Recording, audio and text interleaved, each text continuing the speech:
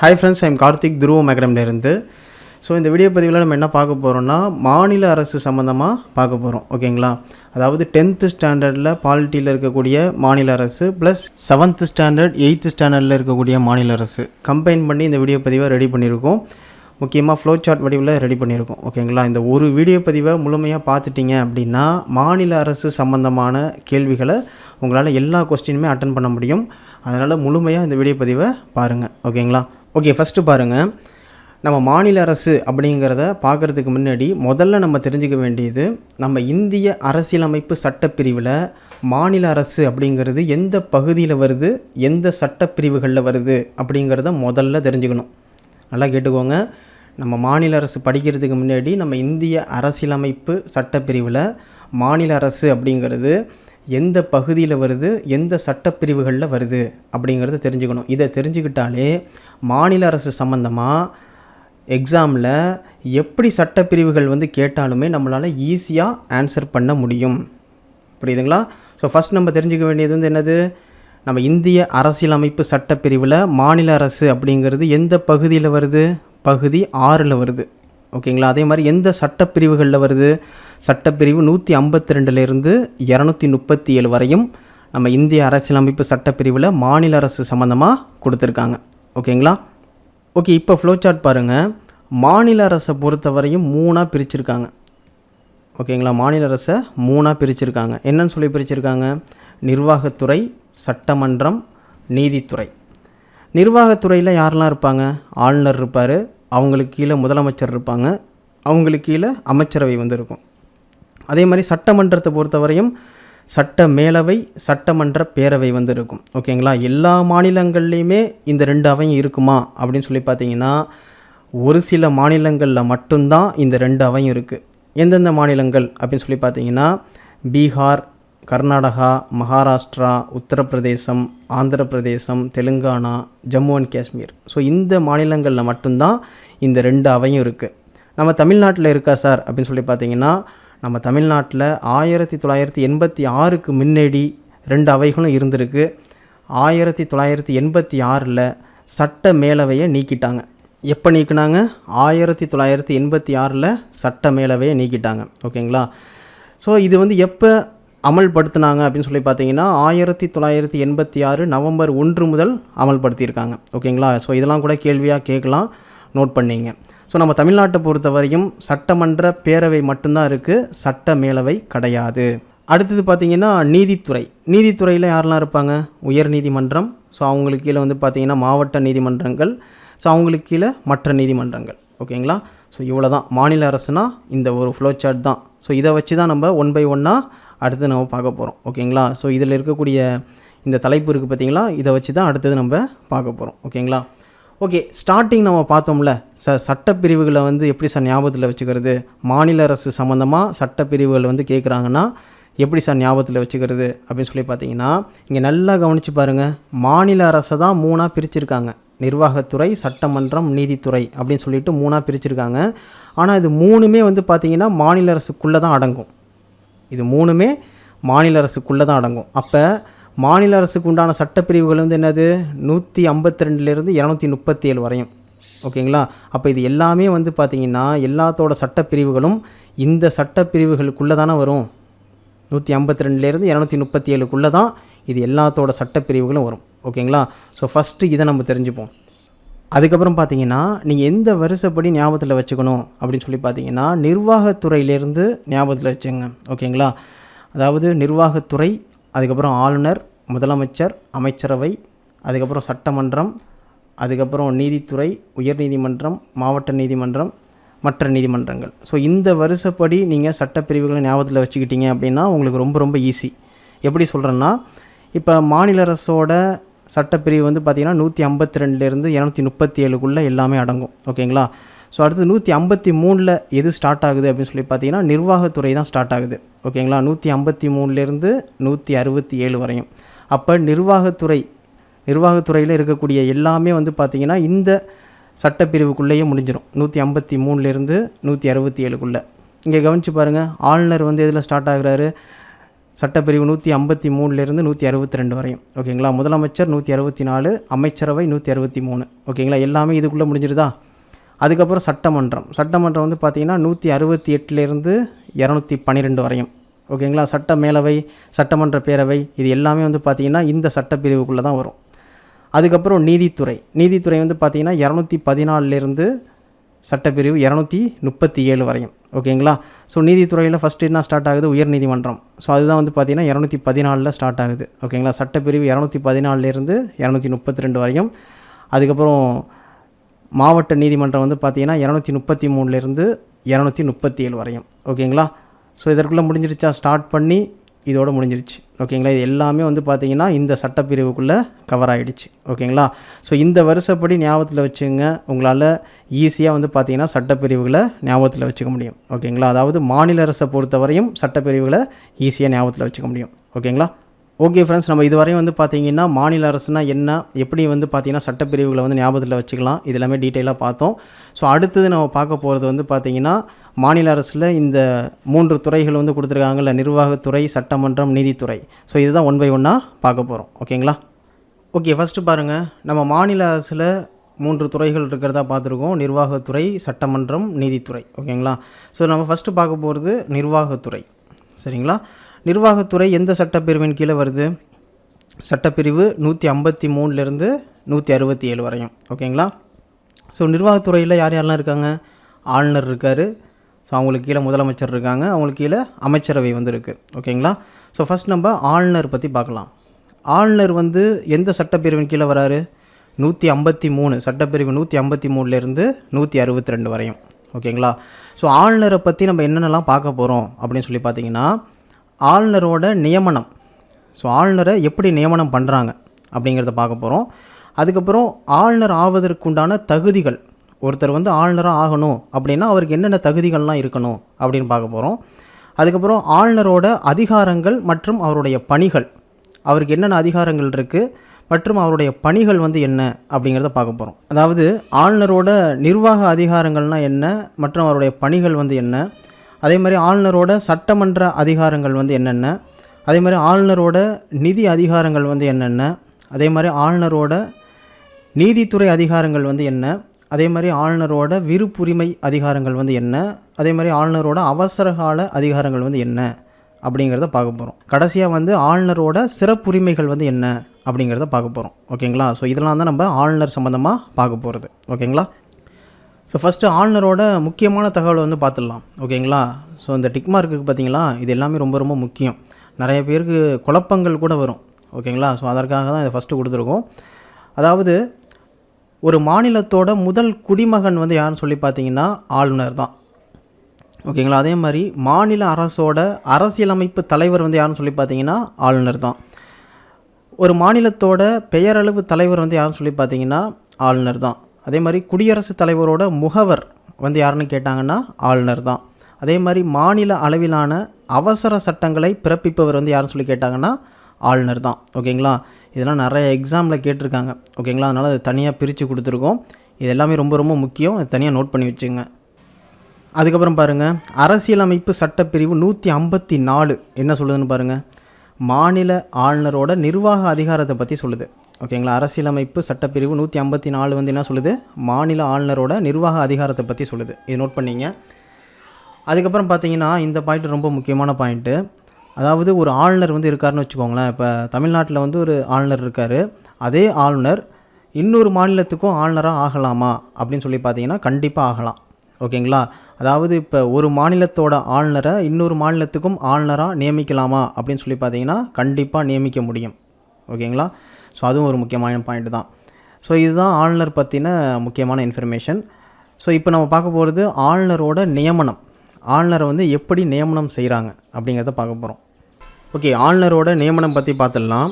ஒரு மாநிலத்தோட ஆளுநரை நியமனம் செய்கிறது வந்து யார் அப்படின்னு சொல்லி பார்த்தீங்கன்னா குடியரசுத் தலைவர் தான். சரிங்களா. ஒரு மாநிலத்தோட ஆளுநரை யார் நியமனம் செய்கிறாங்க, குடியரசுத் தலைவர் தான் நியமனம் செய்கிறார். ஓகேங்களா. அதே மாதிரி அந்த ஆளுநருக்கு உண்டான பதவி காலம் எத்தனை ஆண்டுகள் அப்படின்னு சொல்லி பார்த்தீங்கன்னா 5 ஆண்டுகள். அதே மாதிரி குடியரசுத் தலைவர் நினச்சாரு அப்படின்னா அந்த ஆளுநரோட பதவி காலத்தை நீடிக்க முடியும். ஓகேங்களா, குடியரசுத் தலைவர் நினச்சாருன்னா ஒரு ஆளுநரோட பதவி காலத்தை நீடிக்க முடியும். அதே மாதிரி ஒரு ஆளுநர் இருக்கார். ஓகேங்களா, ஒருத்தர் வந்து ஆளுநராக ஆக்க போகிறாங்கன்னு வச்சுக்கோங்களேன். அவரை அவருடைய சொந்த மாநிலத்தில் ஆளுநராக நியமிக்க மாட்டாங்க. அவரை வேறு ஒரு மாநிலத்துக்கு தான் ஆளுநராக நியமிப்பாங்க. இதில் நம்ம என்ன தெரிஞ்சுக்கிறோன்னா, ஒரு ஆளுநர் அவருடைய சொந்த மாநிலத்துக்கு ஆளுநராக நியமிக்கப்பட மாட்டார். ஓகேங்களா, அவரை வேறு மாநிலத்துக்கு தான் ஆளுநராக நியமிப்பாங்க. ஓகேங்களா, ஸோ அதுதான் இந்த பாயிண்ட்டு. அதேமாதிரி குடியரசுத் தலைவர் வந்து நினச்சாரு அப்படின்னா ஒரு ஆளுநரை ஒரு மாநிலத்திலிருந்து வேறு மாநிலத்துக்கு மாற்ற முடியும். ஓகேங்களா, குடியரசுத் தலைவர் நினச்சாருன்னா ஒரு ஆளுநரை ஒரு மாநிலத்திலிருந்து வேறு மாநிலத்துக்கு மாற்ற முடியும். ஓகேங்களா, ஸோ இதெல்லாம் கொஸ்டின் ஃபார்மேட்டில் எழுதி வச்சுங்க. சரிங்களா, அதுக்கப்புறம் பாருங்கள், இப்போ ஒரு ஆளுநர் இருக்கார். ஓகேங்களா, அவருக்கு வந்து அந்த பதவி பிடிக்காமலோ இல்லை ஏதோ ஒரு விஷயத்துக்காக அவர் வந்து பதவியை விட்டு விலகுறாரு.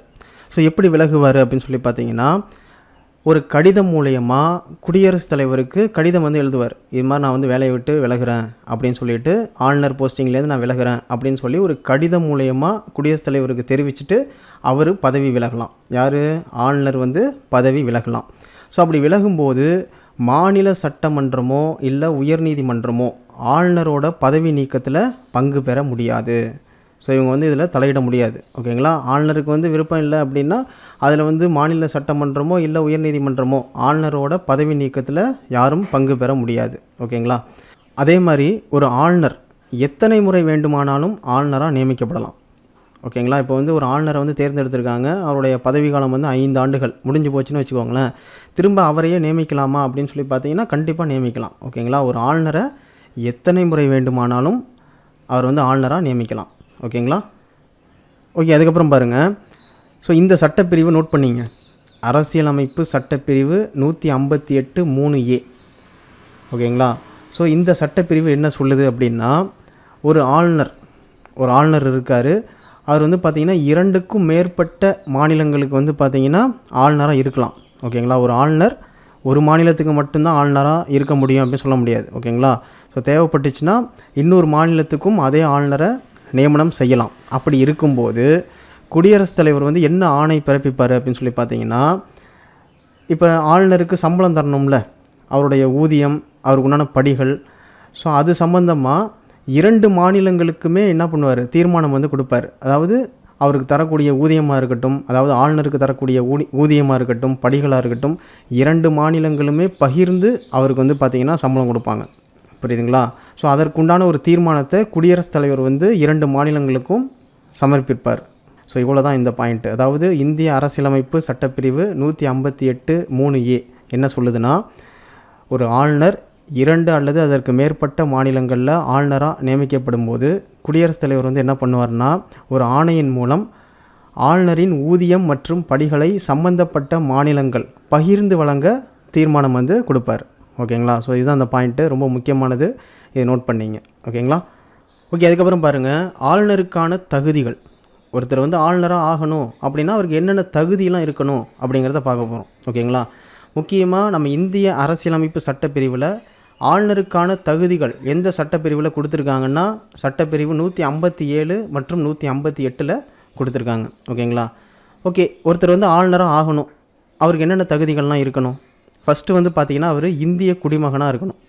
ஓகேங்களா, ஃபஸ்ட்டு இந்திய குடிமகனாக இருக்கணும். இரண்டாவது 35 வயசு நிரம்பியவராக இருக்கணும். ஓகேங்களா, 35 வயசு நிரம்பியவராக இருக்கணும்.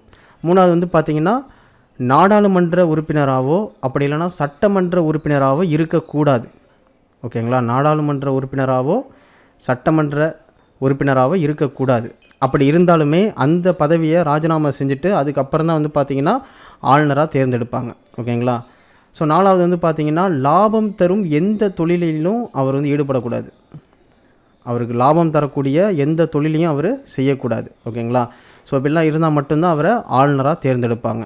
ஓகேங்களா, ஓகே. அடுத்தது நம்ம பார்க்க போகிறது ஆளுநரோட அதிகாரங்கள் மற்றும் அவருடைய பணிகள் வந்து பார்க்க போகிறோம். ஓகேங்களா, ஸோ இதில் ஃபஸ்ட்டு பாயிண்ட் பாருங்கள், சட்டப்பிரிவு 163 வந்து என்ன சொல்லுதுன்னா, முதலமைச்சரின் தலைமையிலான அமைச்சரவையின் ஆலோசனைகள் மற்றும் வழிகாட்டுதலின்படி ஆளுநர் குறிப்பிட்ட சில நிகழ்வுகளை தவிர மற்ற அதிகாரங்களை செயல்படுத்துகிறார்.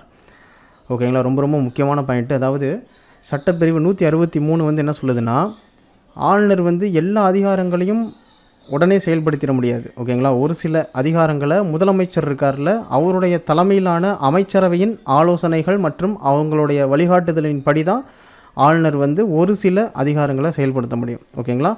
அதே மாதிரி ஒரு சில அதிகாரங்கள் வந்து இண்டிவிஜுவலாகவே வந்து பார்த்திங்கன்னா ஆளுநர் வந்து செயல்படுத்தலாம். ஓகேங்களா? ஸோ அதெல்லாம் என்னென்னு நம்ம அடுத்தது பார்க்கலாம்.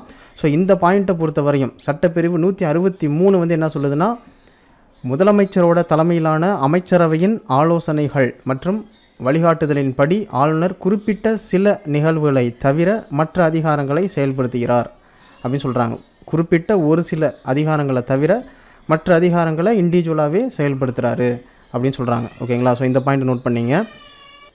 அடுத்ததாக நம்ம பார்க்க போகிறது ஆளுநரோட நிர்வாக அதிகாரங்கள் வந்து என்ன, அதுக்கப்புறம் அவருடைய சட்டமன்ற அதிகாரங்கள் வந்து என்ன, அதுக்கப்புறம் பார்த்திங்கன்னா அவருடைய நிதி அதிகாரங்கள் வந்து என்ன, அதுக்கப்புறம் அவருடைய நீதித்துறை அதிகாரங்கள் வந்து என்ன, அதுக்கப்புறம் அவருடைய விருப்புரிமை அதிகாரங்கள் வந்து என்ன, அவருடைய அவசரகால அதிகாரங்கள் வந்து என்ன, அதுக்கப்புறம் ஆளுநரோட சிறப்புரிமைகள் வந்து என்ன.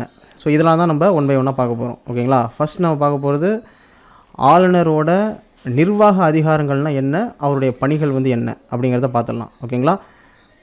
ஓகே, ஃபஸ்ட் நம்ம ஆளுநரோட நிர்வாக அதிகாரங்கள் மற்றும் பணிகள் வந்து பார்த்துடலாம். ஸோ முதல் பாயிண்ட் பாருங்கள், மாநில சட்டமன்ற தேர்தலில் பெரும்பான்மை பெறும் கட்சியின் தலைவரை முதலமைச்சராக ஆளுநர் நியமனம் செய்கிறார். ஸோ நம்ம பாராளுமன்ற தேர்தல், சட்டமன்ற தேர்தல் வந்து கேள்விப்பட்டிருப்போம். ஓகேங்களா? ஸோ நம்ம மாநில சட்டமன்ற தேர்தலில் எந்த கட்சி ஜெயிக்குதோ, அதாவது 234 தொகுதி இருக்குது பார்த்தீங்களா, அதில் பெரும்பான்மை பெறக்கூடிய கட்சி தான் வந்து பார்த்திங்கன்னா அந்த ஆட்சி வந்து அமைப்பாங்க. ஓகேங்களா? ஸோ அது யாரெல்லாம் ஜெயித்தாங்களோ அவங்களிலேருந்து ஒருத்தவங்களை முதலமைச்சராக தேர்ந்தெடுப்பாங்க. ஓகேங்களா? அப்படி தேர்ந்தெடுக்கப்பட்ட ஒரு நபரை முதலமைச்சராக நியமனம் செய்கிறது வந்து யாருன்னு சொல்லி பார்த்தீங்கன்னா ஆளுநர் தான். ஓகேங்களா?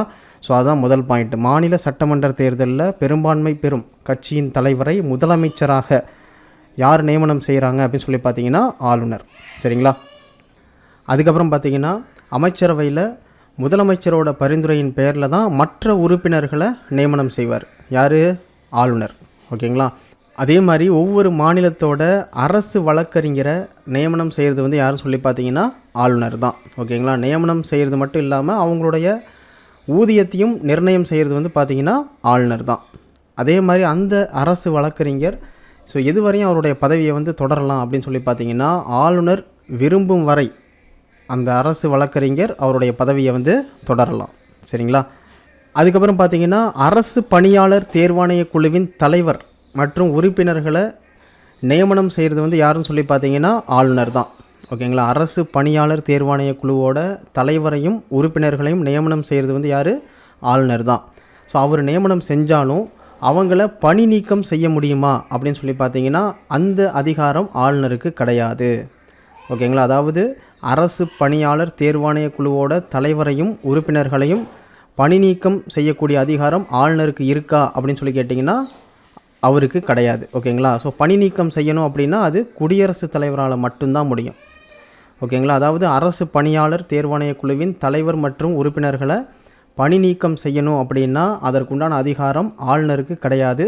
ஸோ அந்த அதிகாரம் யாருக்கு இருக்குது அப்படின்னு சொல்லி பார்த்தீங்கன்னா குடியரசுத் தலைவருக்கு தான் இருக்குது. ஓகேங்களா? ரொம்ப முக்கியமான பாயிண்ட்டு. ஓகேங்களா? நோட் பண்ணிங்க. ஸோ இது வந்து பார்த்திங்கன்னா எக்ஸாமில் கூட கேட்டுருவாங்க. ஓகேங்களா? எப்படி கேட்பாங்கன்னா அரசு பணியாளர் தேர்வாணைய குழுவின் தலைவர் மற்றும் உறுப்பினர்களை பணி நீக்கம் செய்யும் அதிகாரம் ஆளுநருக்கு உண்டு அப்படின்ற மாதிரி கேட்டுருவாங்க. ஓகேங்களா? ஸோ அந்த கூற்று வந்து பார்த்திங்கன்னா தவறு. ஓகேங்களா? அப்போ நீங்கள் தவறுங்கிறத மென்ஷன் பண்ணுற மாதிரி இருக்கும். புரியுதுங்களா? ஸோ இந்த கொஸ்டின்லாம் நிறைய தடவை எக்ஸாமில் கேட்டிருக்காங்க. ரொம்ப ரொம்ப முக்கியமான கொஸ்டின், இதை நோட் பண்ணிங்க. அதுக்கப்புறம் பார்த்திங்கன்னா மாநில தலைமை தேர்தல் ஆணையர். ஓகேங்களா? மாநில தலைமை தேர்தல் ஆணையரை நியமனம் செய்கிறது வந்து யாருன்னு சொல்லி பார்த்தீங்கன்னா ஆளுநர் தான். ஓகேங்களா? நியமனம் செய்கிறது மட்டும் இல்லாமல் அவருடைய பணிக்காலம், பணியின் தன்மை இது எல்லாத்தையும் தீர்மானிக்கிறவர் வந்து யாருன்னு சொல்லி பார்த்தீங்கன்னா ஆளுநர் தான். அப்படி இருந்தாலுமே அவருடைய பதவி நீக்கம் செய்யும் அதிகாரம் ஆளுநருக்கு கிடையாது. ஓகேங்களா? அது யாருக்கு உண்டு அப்படின்னு சொல்லி பார்த்தீங்கன்னா உயர்நீதிமன்ற நீதிபதியை பதவி நீக்கம் செய்யும் அதே முறையை தான் வந்து பார்த்திங்கன்னா மாநில தலைமை தேர்தல் ஆணையரை பதவி நீக்கம் செய்கிறதுக்கும் பயன்படுத்துகிறாங்க. ஓகேங்களா? அதாவது உயர்நீதிமன்ற தலைமை நீதிபதியை எப்படி பதவி நீக்கம் செய்வாங்க? அதாவது நாடாளுமன்றத்தில் மக்களவையில் 3/1 எம்பிக்கள் வந்து பார்த்திங்கன்னா ஆதரவு அளிக்கணும். ஓகேங்களா? அதாவது உயர்நீதிமன்ற தலைமை நீதிபதியை பதவி நீக்கம் செய்யலாம் அப்படின்னு சொல்லி ஆதரவு அளிக்கணும். அப்படி ஆதரவு அளித்த பிறகு கடைசியாக அந்த தீர்மானம் யார்கிட்ட போகும் அப்படின்னு சொல்லி பார்த்தீங்கன்னா குடியரசுத் தலைவர்கிட்ட போகும். ஓகேங்களா. ஸோ அவர் தான் வந்து டிசைட் பண்ணுவார். ஸோ இவர் வந்து பார்த்திங்கன்னா பதவி நீக்கம் செய்யலாமா என்னங்கிறத அவர் டிசைட் பண்ணி என்ன பண்ணுவார், ஸோ அதற்குண்டான ஒரு அறிக்கையை வந்து வெளியிடுவார். ஓகேங்களா. ஸோ இப்படி தான் வந்து பார்த்திங்கன்னா உயர்நீதிமன்ற நீதிபதியை பதவி நீக்கம் செய்வாங்க. ஸோ அதே முறையை தான் மாநில தலைமை தேர்தல் ஆணையருக்கும் பின்பற்றுவாங்க. ஓகேங்களா. அதுக்கப்புறம் பார்த்திங்கன்னா இந்த கேள்வி நிறைய இடத்துல கேட்டிருக்காங்க, நிறைய எக்ஸாமில் கேட்டிருக்காங்க. ஓகேங்களா. அதாவது மாநில பல்கலைக்கழகங்களின் வேந்தராக செயல்படுபவர் யார் அப்படின்னு சொல்லி கேட்டிருப்பாங்க, ஆளுநர். ஓகேங்களா. அதே மாதிரி மாநில பல்கலைக்கழகத்தோட துணை வேந்தர்களை நியமனம் செய்கிறது வந்து யார் அப்படின்னு சொல்லி கேட்பாங்க, அதுவும் ஆளுநர் தான். ஓகேங்களா. ஸோ இந்த 2 கொஸ்டினும் ரொம்ப முக்கியம், நிறைய எக்ஸாமில் கேட்டிருக்காங்க, நோட் பண்ணிங்க. அடுத்தது பார்த்திங்கன்னா குடியரசுத் தலைவரின் அவசர நிலை பிரகடனம் செய்யப்படும் பொழுது குடியரசுத் தலைவரின் பெயரில் இவரே, அதாவது ஆளுநரே மாநிலத்தை நேரடியாக ஆட்சி செய்கிறார். ரொம்ப முக்கியமான பாயிண்ட்டு. இப்போ உதாரணத்துக்கு வந்து பார்த்திங்கன்னா நம்ம நாட்டுக்கும் இன்னொரு நாட்டுக்கும் போர் வந்து நடக்க போகுது அப்படின்னா, ஸோ அந்த நேரத்தில் அவசர நிலையை பிரகடனம் செய்வாங்க. ஓகேங்களா. அப்போ நம்ம நாட்டோட அனைத்து விதமான செயல்பாடுகளும் வந்து பார்த்திங்கன்னா குடியரசுத் தலைவரோட கட்டுப்பாட்டுக்கு வந்துடும். ஓகேங்களா. அதே மாதிரி குடியரசுத் தலைவரால் ஃபுல்லாக பார்க்க முடியுமா, முடியாது. ஸோ அந்த சூழ்நிலையில் குடியரசுத் தலைவருக்கு பதிலாக ஒவ்வொரு மாநிலத்திலையும் ஆளுநர் இருக்காங்கல்ல, ஸோ அவங்க கட்டுப்பாட்டுக்கு அந்த மாநிலம் வந்துடும். ஓகேங்களா. ஸோ அதை தான் இங்கே சொல்கிறாங்க, குடியரசுத் தலைவரின் அவசர நிலை பிரகடனம் செய்யப்படும் பொழுது குடியரசுத் தலைவரின் பெயரில் ஆளுநரே அந்தந்த மாநிலத்தை நேரடியாக ஆட்சி செய்கிறார். ஓகேங்களா. அவசர நிலை பிரகடனம் செய்யப்படும் பொழுது குடியரசுத் தலைவரோட செயல்பாடுகளை ஆளுநர் வந்து பார்த்திங்கன்னா அந்தந்த மாநிலத்தில் நேரடியாக செயல்படுத்துவாங்க. ஓகேங்களா. அடுத்தது பாருங்கள், சட்டமன்ற அதிகாரங்கள். ஆளுநருக்கு உண்டான சட்டமன்ற அதிகாரங்கள் பற்றி பார்க்க போகிறோம். ஆளுநர் அப்படின்றவர் மாநில சட்டமன்றத்தோட ஒரு ஒருங்கிணைந்த பகுதி தான். ஓகேங்களா. அவர் வந்து சட்டமன்ற உறுப்பினர் கிடையாது. ஸோ இந்த பாயிண்ட்டை நோட் பண்ணிங்க. ஆளுநர் அப்படின்றவர் மாநில சட்டமன்றத்தோட உறுப்பினர் கிடையாது. இது வந்து பார்த்திங்கன்னா கூற்று காரணத்தில் கேட்டுருவாங்க. ஓகேங்களா. அதாவது ஆளுநர் என்பவர் மாநில சட்டமன்றத்தின் உறுப்பினர் அப்படின்னு சொல்லி கேட்டுருவாங்க. அந்த கூற்று வந்து தவறு. ஓகேங்களா. நிறைய எக்ஸாமில் கேட்டிருக்காங்க. ஸோ ரொம்ப முக்கியமானது, அதனால் தெரிந்து வச்சுக்கோங்க. அதாவது ஆளுநர் அப்படின்றவர் மாநில சட்டமன்றத்தோட ஒரு ஒருங்கிணைந்த பகுதி தான். ஓகேங்களா. அவர் வந்து சட்டமன்ற உறுப்பினர் கிடையாது. சரிங்களா. ஓகே. அடுத்து பாருங்கள், ஆளுநர் பின்வரும் சட்டமன்ற அதிகாரங்களை பெற்றுள்ளார். ஓகேங்களா. ஆளுநருக்கு என்னென்ன சட்டமன்ற அதிகாரங்கள் இருக்குது அப்படிங்கிறத பார்க்க போகிறோம். ஃபஸ்ட்டு பாயிண்ட் பாருங்கள், ஆளுநர் சட்டமன்ற கூட்டத்தை கூட்டவும் ஒத்திவைக்கவும் சட்டமன்றத்தை கலைக்கவும் உரிமை உண்டு. ஓகேங்களா. ஆளுநருக்கு வந்து பார்த்திங்கன்னா சட்டமன்றத்தை கூட்டுறதுக்கும் ஒத்தி வைக்கிறதுக்கும் சட்டமன்றத்தை கலைக்கிறதுக்கும் யாருக்கு உரிமை உண்டு, ஆளுநருக்கு உரிமை உண்டு. அதே மாதிரி பொது தேர்தல் முடிஞ்ச பிறகு முதலமைச்சராக இருக்கட்டும், ஸோ அவங்கள்ட்ட இருக்கக்கூடிய மற்ற அமைச்சர்களாக இருக்கட்டும், அவங்கள நியமனம் செய்கிறது வந்து யாருன்னு சொல்லி பார்த்தீங்கன்னா ஆளுநர் தான். ஓகேங்களா. ஸோ அப்படி நியமனம் செஞ்ச பிறகு அந்த கட்சியோட சட்டமன்றத்தோட முதல் கூட்டம் வந்து நடக்கும். அந்த கூட்டத்தில் முதல்ல உரையாற்றுபவர் வந்து யாருன்னு சொல்லி பார்த்தீங்கன்னா ஆளுநர் தான். ஓகேங்களா. அதுக்கப்புறம் பார்த்திங்கன்னா நிலுவையில் இருக்கக்கூடிய மசோதா குறித்து சட்டமன்ற அவைக்கு ஆளுநர் வந்து செய்தி அனுப்பலாம். ஏதாவது ஒரு சட்டம் வந்து கொண்டு வரலாம் அப்படின்னு சொல்லிட்டு இருப்பாங்க. ஸோ அதுக்கு வந்து பார்த்திங்கன்னா மசோதா வந்து ரெடி பண்ணியிருப்பாங்க. ஓகேங்களா. ஸோ அதை வந்து பார்த்திங்கன்னா சட்டமன்ற அவைக்கு இது மாதிரி இந்த மசோதா வந்து என்ன பண்ணலாம் அப்படின்னு சொல்லிட்டு ஆளுநர் வந்து செய்தி அனுப்பலாம். சரிங்களா. அதே மாதிரி சபாநாயகராக இருக்கட்டும் இல்லை துணை சபாநாயகராக இருக்கட்டும், அவங்களுடைய பணியிடம் வந்து காலியாக இருக்குது அப்படின்ற பட்சத்தில் சட்டமன்றத்தை யாரும் தலைமையேற்று நடத்தணும் அப்படிங்கிறதுக்காக ஆளுநர் வந்து என்ன பண்ணுவாருன்னா சட்டமன்ற உறுப்பினர்கள் இருக்காங்கள்ல, அவங்கள யாரையாவது தேர்ந்தெடுத்து, ஓகேங்களா, சட்டமன்ற உறுப்பினர்களில் யாரையாவது தேர்ந்தெடுத்து அவங்கள அந்த இடத்துல நியமனம் செய்வாங்க. ஓகேங்களா. சபாநாயகரோட இடத்துல நியமனம் செய்வாங்க. ஓகேங்களா. இதுவும் ரொம்ப முக்கியமான பாயிண்ட்டு. அதுக்கப்புறம் பார்த்திங்கன்னா ஆங்கிலோ இந்தியன் வகுப்பினரை சேர்ந்த ஒரு உறுப்பினரை மாநில சட்டமன்றத்திற்கு நியமனம் செய்யலாம். ஓகேங்களா. இப்போ சட்டமன்ற தேர்தல் நடக்குதுல்ல, இப்போ 235 தொகுதியா, ஓகேங்களா. ஓவராலாக நம்ம மாநிலத்தில் தமிழ்நாட்டில் 235 தொகுதி, அதில் 234 தொகுதி வந்து பார்த்திங்கன்னா மக்களால் தேர்ந்தெடுக்கப்பட்ட பிரதிநிதிகள் வந்து இருப்பாங்க. மீதி 1 இருக்குது பார்த்திங்களா. ஸோ அதுதான் ஆங்கிலோ இந்தியன். புரியுதுங்களா. மீதி 1 வந்து ஆங்கிலோ இந்தியன். ஸோ அந்த ஆங்கிலோ இந்தியன் வகுப்பினரை உறுப்பினராக மாநில சட்டமன்றத்தோட உறுப்பினராக யார் நியமனம் செய்வாங்க அப்படின்னு சொல்லி பார்த்தீங்கன்னா ஆளுநர் தான். சரிங்களா. அதுக்கப்புறம் பாருங்கள், கலை, இலக்கியம், அறிவியல், கூட்டுறவு இயக்கம் மற்றும் சமூக சேவை போன்றவற்றில் சிறந்து விளங்கும் நபர்களை தேர்ந்தெடுத்து மாநில சட்ட மேலவையின் 1/6 இடங்களுக்கு அவர்களை நியமனம் செய்கிறார். ஸோ நம்ம மாநிலத்தில் சட்ட மேலவை வந்து கிடையாது. ஸோ ஜஸ்ட் இதை வந்து தெரிஞ்சு வச்சுக்கோங்க போதும். ஓகேங்களா? ஓகே. அதுக்கப்புறம் பார்த்திங்கன்னா சட்டமன்ற உறுப்பினர்களின் தகுதியின்மை குறித்து தேர்தல் ஆணையத்துடன் கலந்தாலோசித்து முடிவெடுக்கிறார். சரிங்களா? அதுக்கப்புறம் இந்த பாயிண்ட் ரொம்ப முக்கியம். அதாவது மாநில சட்டமன்றத்தால் நிறைவேற்றப்படும் ஒவ்வொரு மசோதாவும் ஆளுநர் கையொப்பமிட்ட பின்னர் மட்டுமே சட்டமாகும்.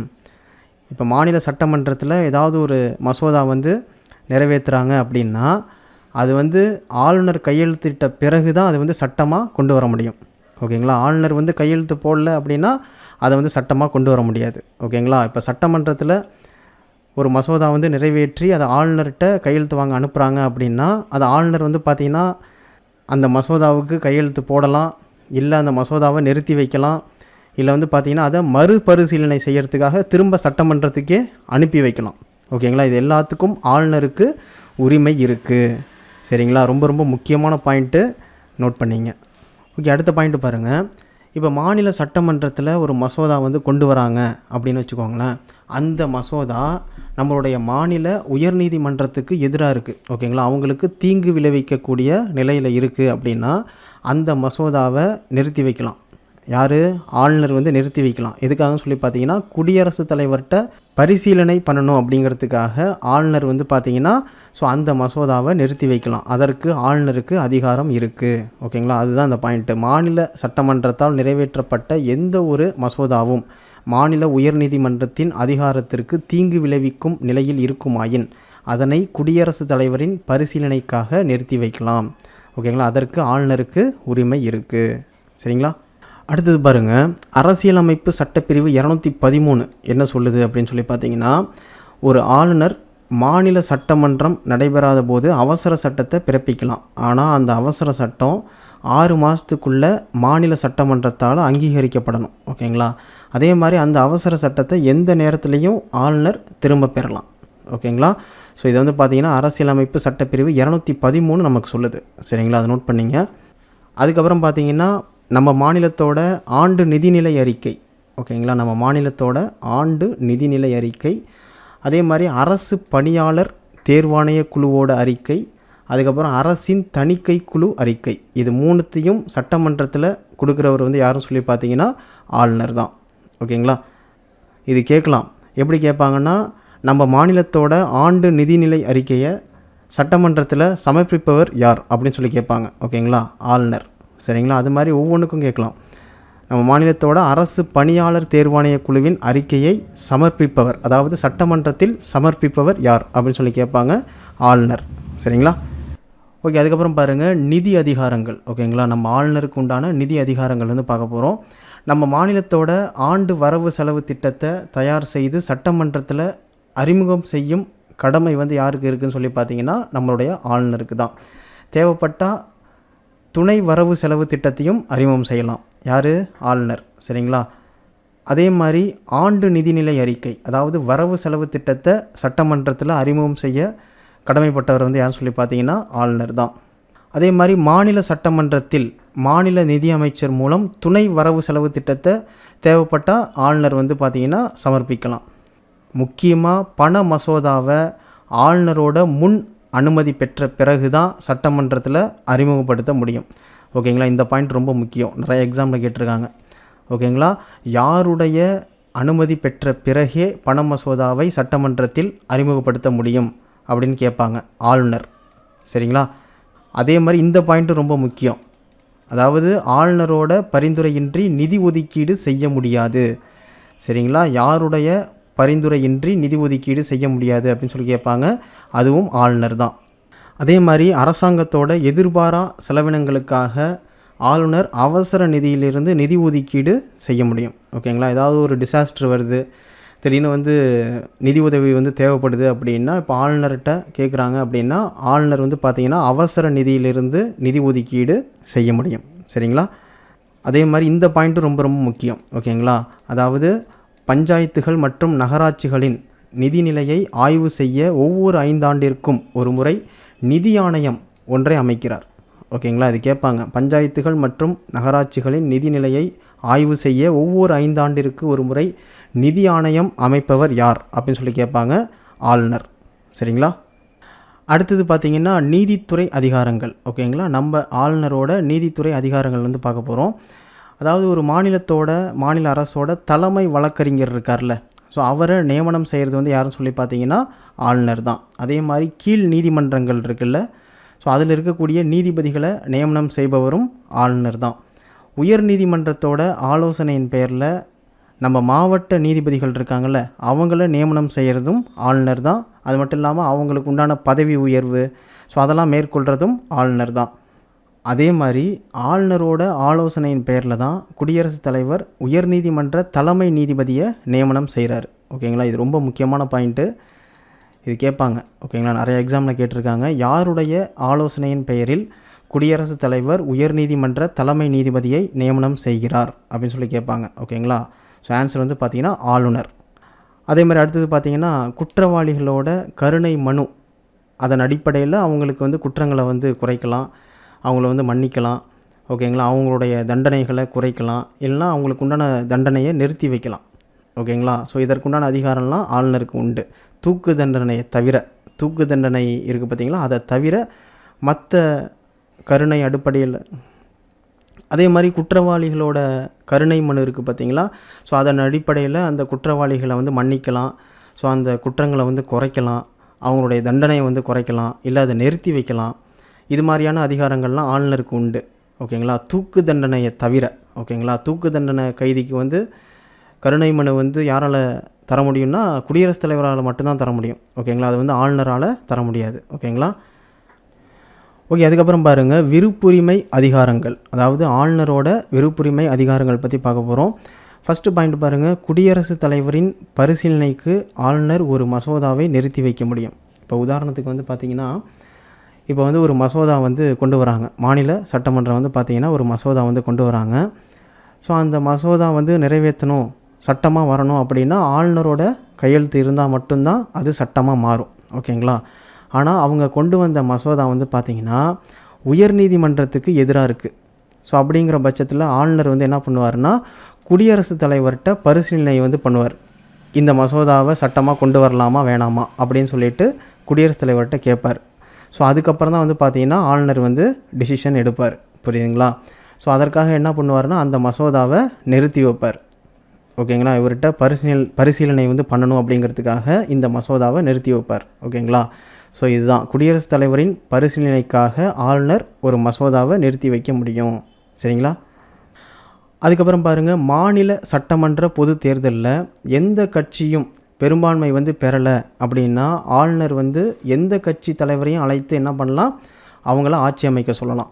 ஓகேங்களா, மாநில சட்டமன்ற பொது தேர்தலில் இருவேறு கட்சிகள் வந்து இருக்குது, ஆனால் இந்த 2 கட்சிகளுமே பெரும்பான்மை வந்து பெறலை அப்படின்னா ஆளுநர் என்ன பண்ணலான்னா எந்த கட்சி தலைவரையும் அழைத்து என்ன பண்ணலாம், அவங்கள ஆட்சி அமைக்க சொல்லலாம்.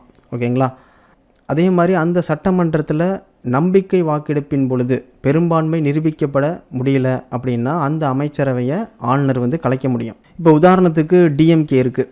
ஓகேங்களா, இப்போ உதாரணத்துக்கு டிஎம்கே எடுத்துங்க. இப்போ டிஎம்கேல ஸ்டாலின் தான் வந்து பார்த்திங்கன்னா முதல்வர். ஓகேங்களா, ஸோ நம்ம வந்து ஸ்டாலினை வந்து தேர்ந்தெடுத்தோமா, நம்ம வந்து முதல்வர் வந்து தேர்ந்தெடுத்தோமா அப்படின்னா கிடையாது. ஓகேங்களா, நம்ம வந்து பிரதிநிதிகளை தான் தேர்ந்தெடுத்தோம். ஓகேங்களா, இப்போ டிஎம்கேல இருக்கக்கூடிய பிரதிநிதிகள் இருக்காங்களே அவங்கள தான் நம்ம தேர்ந்தெடுத்திருக்கோம். மக்களால் ஓட்டு போட்டு ஜெயிக்க வச்ச பிரதிநிதிகள் தான் அவங்க. ஓகேங்களா, ஸோ அவங்க அந்த பிரதிநிதிகள் தான் வந்து என்ன பண்ணுவாங்க, முதல்வர் யார் அப்படிங்கிறத தேர்ந்தெடுப்பாங்க. ஓகேங்களா, அவங்களுக்குள்ள. ஸோ அப்படி வந்து தேர்ந்தெடுக்கப்பட்ட நபர் தான் வந்து பார்த்திங்கன்னா ஸ்டாலின். ஓகேங்களா, ஸோ இப்போ என்னென்னா அவங்க கட்சிக்குள்ளேயே வந்து பார்த்திங்கன்னா ஒரு சண்டை வந்துடுது. ஓகேங்களா, அவங்களுக்குள்ளேயே பிரிவினை வந்துடுது. ஓகேங்களா, அப்போ நம்பிக்கையில்லா தீர்மானத்தை வந்து ஸோ அந்த கட்சிக்குள்ளேயே வந்து பார்த்திங்கன்னா கொண்டு வராங்கன்னு வச்சுக்கோங்களேன். ஸோ அப்போ வந்து பார்த்திங்கன்னா ஆளுநர்கிட்ட தான் வந்து முறையிடுவாங்க. ஓகேங்களா, எங்களுக்கு வந்து இந்த ஆட்சி மேலே நம்பிக்கை இல்லை அப்படின்னு சொல்லிட்டு முறையிடுவாங்க. அப்படி இல்லைனா எதிர்க்கட்சி வந்து பார்த்திங்கன்னா ஸோ இந்த டிஎம்கேலேருந்து ஒரு சில நபர்களை வந்து காசு கொடுத்தோ இல்லை எப்படியோ இவங்க சைடில் வாங்கிட்டாங்கன்னு வச்சுக்கோங்களேன். அப்போ வந்து இங்கே பெரும்பான்மை இல்லாமல் போயிடும். புரியுதுங்களா? ஸோ அதனால் எதிர்க்கட்சியும் வந்து என்ன பண்ணுவாங்க, ஸோ எங்களுக்கு இப்போ நடந்துக்கிட்டு இருக்க ஆட்சி மேலே வந்து பார்த்திங்கன்னா நம்பிக்கை இல்லை அப்படின்னு சொன்னோன்னே ஆளுநர் வந்து என்ன பண்ணுவார், ஒரு வாக்கெடுப்பு வந்து எடுப்பார். ஓகேங்களா, சட்டமன்றத்தில் நம்பிக்கை வாக்கெடுப்பு வந்து எடுப்பார். அதில் இப்போ ஸ்டாலின் வந்து முதல்வராக இருக்கார்ல, அவர் வந்து என்ன பண்ணணும், பெரும்பான்மையான வாக்கு வந்து பெறணும். அப்படி இல்லை, பெரும்பான்மை வந்து பெறலை அப்படின்னா ஆளுநரால் அந்த அமைச்சரவையை கலைக்க முடியும். ஓகேங்களா. ஸோ அதுதான் அந்த பாயிண்ட்டு. சட்டமன்றத்தில் நம்பிக்கை வாக்கெடுப்பின் பொழுது பெரும்பான்மை நிரூபிக்க முடியாமல் போனால் அமைச்சரவையை ஆளுநர் கலைக்க முடியும். சரிங்களா. அடுத்தது பாருங்கள், அவசரகால அதிகாரங்கள். ஆளுநருடைய அவசரகால அதிகாரங்கள் வந்து பார்க்க போகிறோம். சிம்பிளாக சொல்கிற பாருங்கள், நம்ம மாநில அரசு வந்து பார்த்திங்கன்னா நம்ம இந்திய அரசியலமைப்பு சட்டத்தை மீறிட்டாங்க. ஓகேங்களா. அது வந்து ஆளுநருக்கு தெரிஞ்சிருச்சு. உடனே ஆளுநர் வந்து என்ன பண்ணுவார், ஓகே நம்ம மாநில அரசை கலைக்கணும் அப்படின்னு சொல்லி முடிவெடுக்கிறார். ஸோ அதுக்கு வந்து என்ன பண்ணுவார்னா, நம்மளுடைய இந்திய அரசியலமைப்பு சட்டப்பிரிவு 356 கீழ் நம்ம மாநில அரசை கலைக்க சொல்லி குடியரசுத் தலைவருக்கு பரிந்துரை செய்வார். ஓகேங்களா. அது மாதிரி மாநில அரசு வந்து பார்த்திங்கன்னா இந்திய அரசியலமைப்பு சட்டத்தை மீறிட்டாங்க, ஸோ அதனால் மாநில அரசை கலைக்கணும் அப்படின்னு சொல்லி குடியரசுத் தலைவருக்கு பரிந்துரை செய்வார். ஓகேங்களா. எந்த சட்டப்பிரிவின்படி, சட்டப்பிரிவு 356 படி. உடனே குடியரசுத் தலைவர் வந்து என்ன பண்ணுவார், நம்மளுடைய மாநில அரசை கலைச்சிடுவார். கலைச்சிட்டு குடியரசுத் தலைவர் ஆட்சியை நடைமுறைப்படுத்திடுவார். ஓகேங்களா. மாநில அரசை கலைச்சிட்டு அந்த மாநிலத்தை குடியரசுத் தலைவர் ஆட்சியை நடைமுறைப்படுத்திடுவார். ஓகேங்களா. ஸோ குடியரசுத் தலைவருக்கு பதிலாக ஆளுநர் தான் வந்து பார்த்திங்கன்னா குடியரசுத் தலைவரோட பிரதிநிதியாக அந்த மாநிலத்தை நிர்வாகம் செய்வார். ஓகேங்களா. குடியரசுத் தலைவர் பதிலாக அந்த மாநிலத்தோட ஆளுநர் இருக்கார் பார்த்திங்களா, ஸோ அவர் தான் குடியரசுத் தலைவரோட பிரதிநிதியாக அந்த மாநிலத்தை நிர்வாகம் செய்வார். ஓகேங்களா. ஸோ நம்ம தெரிஞ்சிக்க வேண்டியது இந்த சட்டப்பிரிவு 356 என்ன சொல்லுது அப்படிங்கிறத தெரிஞ்சுக்கணும். ஓகேங்களா. ஸோ இந்த பாயிண்ட் நோட் பண்ணிங்க. அடுத்தது பாருங்கள், ஆளுநரின் சிறப்புரிமைகள். ஓகேங்களா. ஆளுநரை கௌரவப்படுத்தணும் அப்படிங்கிறதுக்காக ஸோ அவருக்குண்டான சிறப்புரிமைகள் வந்து கொடுத்துருப்பாங்க. இங்கே பாருங்கள், ஆளுநரோட சிறப்புரிமைகள் எந்த சட்டப்பிரிவில் வருது அப்படின்னு சொல்லி பார்த்தீங்கன்னா சட்டப்பிரிவு 361(1). ஓகேங்களா. ஸோ இந்த சட்டப்பிரிவில் தான் ஆளுநரோட சிறப்புரிமைகள் பற்றி கொடுத்துருக்காங்க. ஓகேங்களா. ஸோ என்னென்ன கொடுத்துருக்காங்க, அவருடைய பணிகள் மற்றும் அதிகாரத்தை செய்ய வேண்டும் என எண்ணுவதிலும் செயல்படுத்துவதிலும் எந்த நீதிமன்றத்திற்கும் பதிலளிக்க வேண்டிய அவசியமில்லை. ஸோ அவருடைய பணிகள் மற்றும் அதிகாரத்தை செய்யணும் அப்படின்னு நினச்சாருன்னா அவர் வந்து எந்த நீதிமன்றத்துக்கும் அதற்கு பதிலளிக்கணும்னு அவசியம் இல்லை. சரிங்களா. அதே மாதிரி ஆளுநரோட பதவிக்காலத்தின் போது அவர் மீது குற்றவியல் நடவடிக்கைகளை அவருக்கு எதிராக எந்த ஒரு நீதிமன்றத்திலும் தொடர முடியாது. ஆளுநரோட பதவி காலத்தின் போது அவர் மீது குற்றவியல் நடவடிக்கைகளை எந்த ஒரு நீதிமன்றத்தாலும் தொடர முடியாது. சரிங்களா. இது ரொம்ப முக்கியமானது. ஸோ இந்த கொஸ்டின்லாம் வந்து பார்த்திங்கன்னா கூற்று காரணங்களில் கேட்பாங்க. ஓகேங்களா. அதுக்கப்புறம் பாருங்கள், ஆளுநரின் பதவி காலத்தில் அவர் மீது குற்றச்சாட்டுகளை சுமத்தவோ அல்லது அவரை கைது செய்யவோ எந்த நீதிமன்றத்துக்கும் உத்தரவு பிறப்பிக்க முடியாதான். ஓகேங்களா. ரொம்ப முக்கியமான பாயிண்ட்டு. அதாவது ஆளுநரோட பதவி காலத்தின் போது அவர் மீது குற்றச்சாட்டுகளை சுமத்தவும் முடியாது, அதே மாதிரி அவரை கைது செய்யவும் முடியாது. ஓகேங்களா. அதற்கு வந்து எந்த நீதிமன்றத்திற்கும் உத்தரவு பிறப்பிக்க முடியாது அப்படின்னு சொல்கிறாங்க. ஓகேங்களா. அதே மாதிரி மாநில ஆளுநருக்கு எதிராக உரிமையியல் வழக்குகளை தொடர முடியாது. ஓகேங்களா. மாநில ஆளுநருக்கு எதிராக எந்த ஒரு உரிமையியல் வழக்குகளையும் தொடர முடியாது. ஸோ இதெல்லாம் வந்து பார்த்திங்கன்னா ஆளுநரோட சிறப்புரிமைகள். ஓகேங்களா. ஸோ இதை பார்த்து வச்சுக்கோங்க, கூற்று காரணங்களில் கேட்பாங்க. ஸோ முக்கியமாக பார்த்து வச்சுக்கோங்க. சரிங்களா. ஓகே. அடுத்தது பாருங்கள், முதலமைச்சர். ஓகேங்களா. ஸோ முதலமைச்சர் பற்றி பார்க்குறதுக்கு முன்னாடி ஒரு சில பேசிக்கான விஷயத்தை நம்ம பார்த்துடலாம். ஓகேங்களா.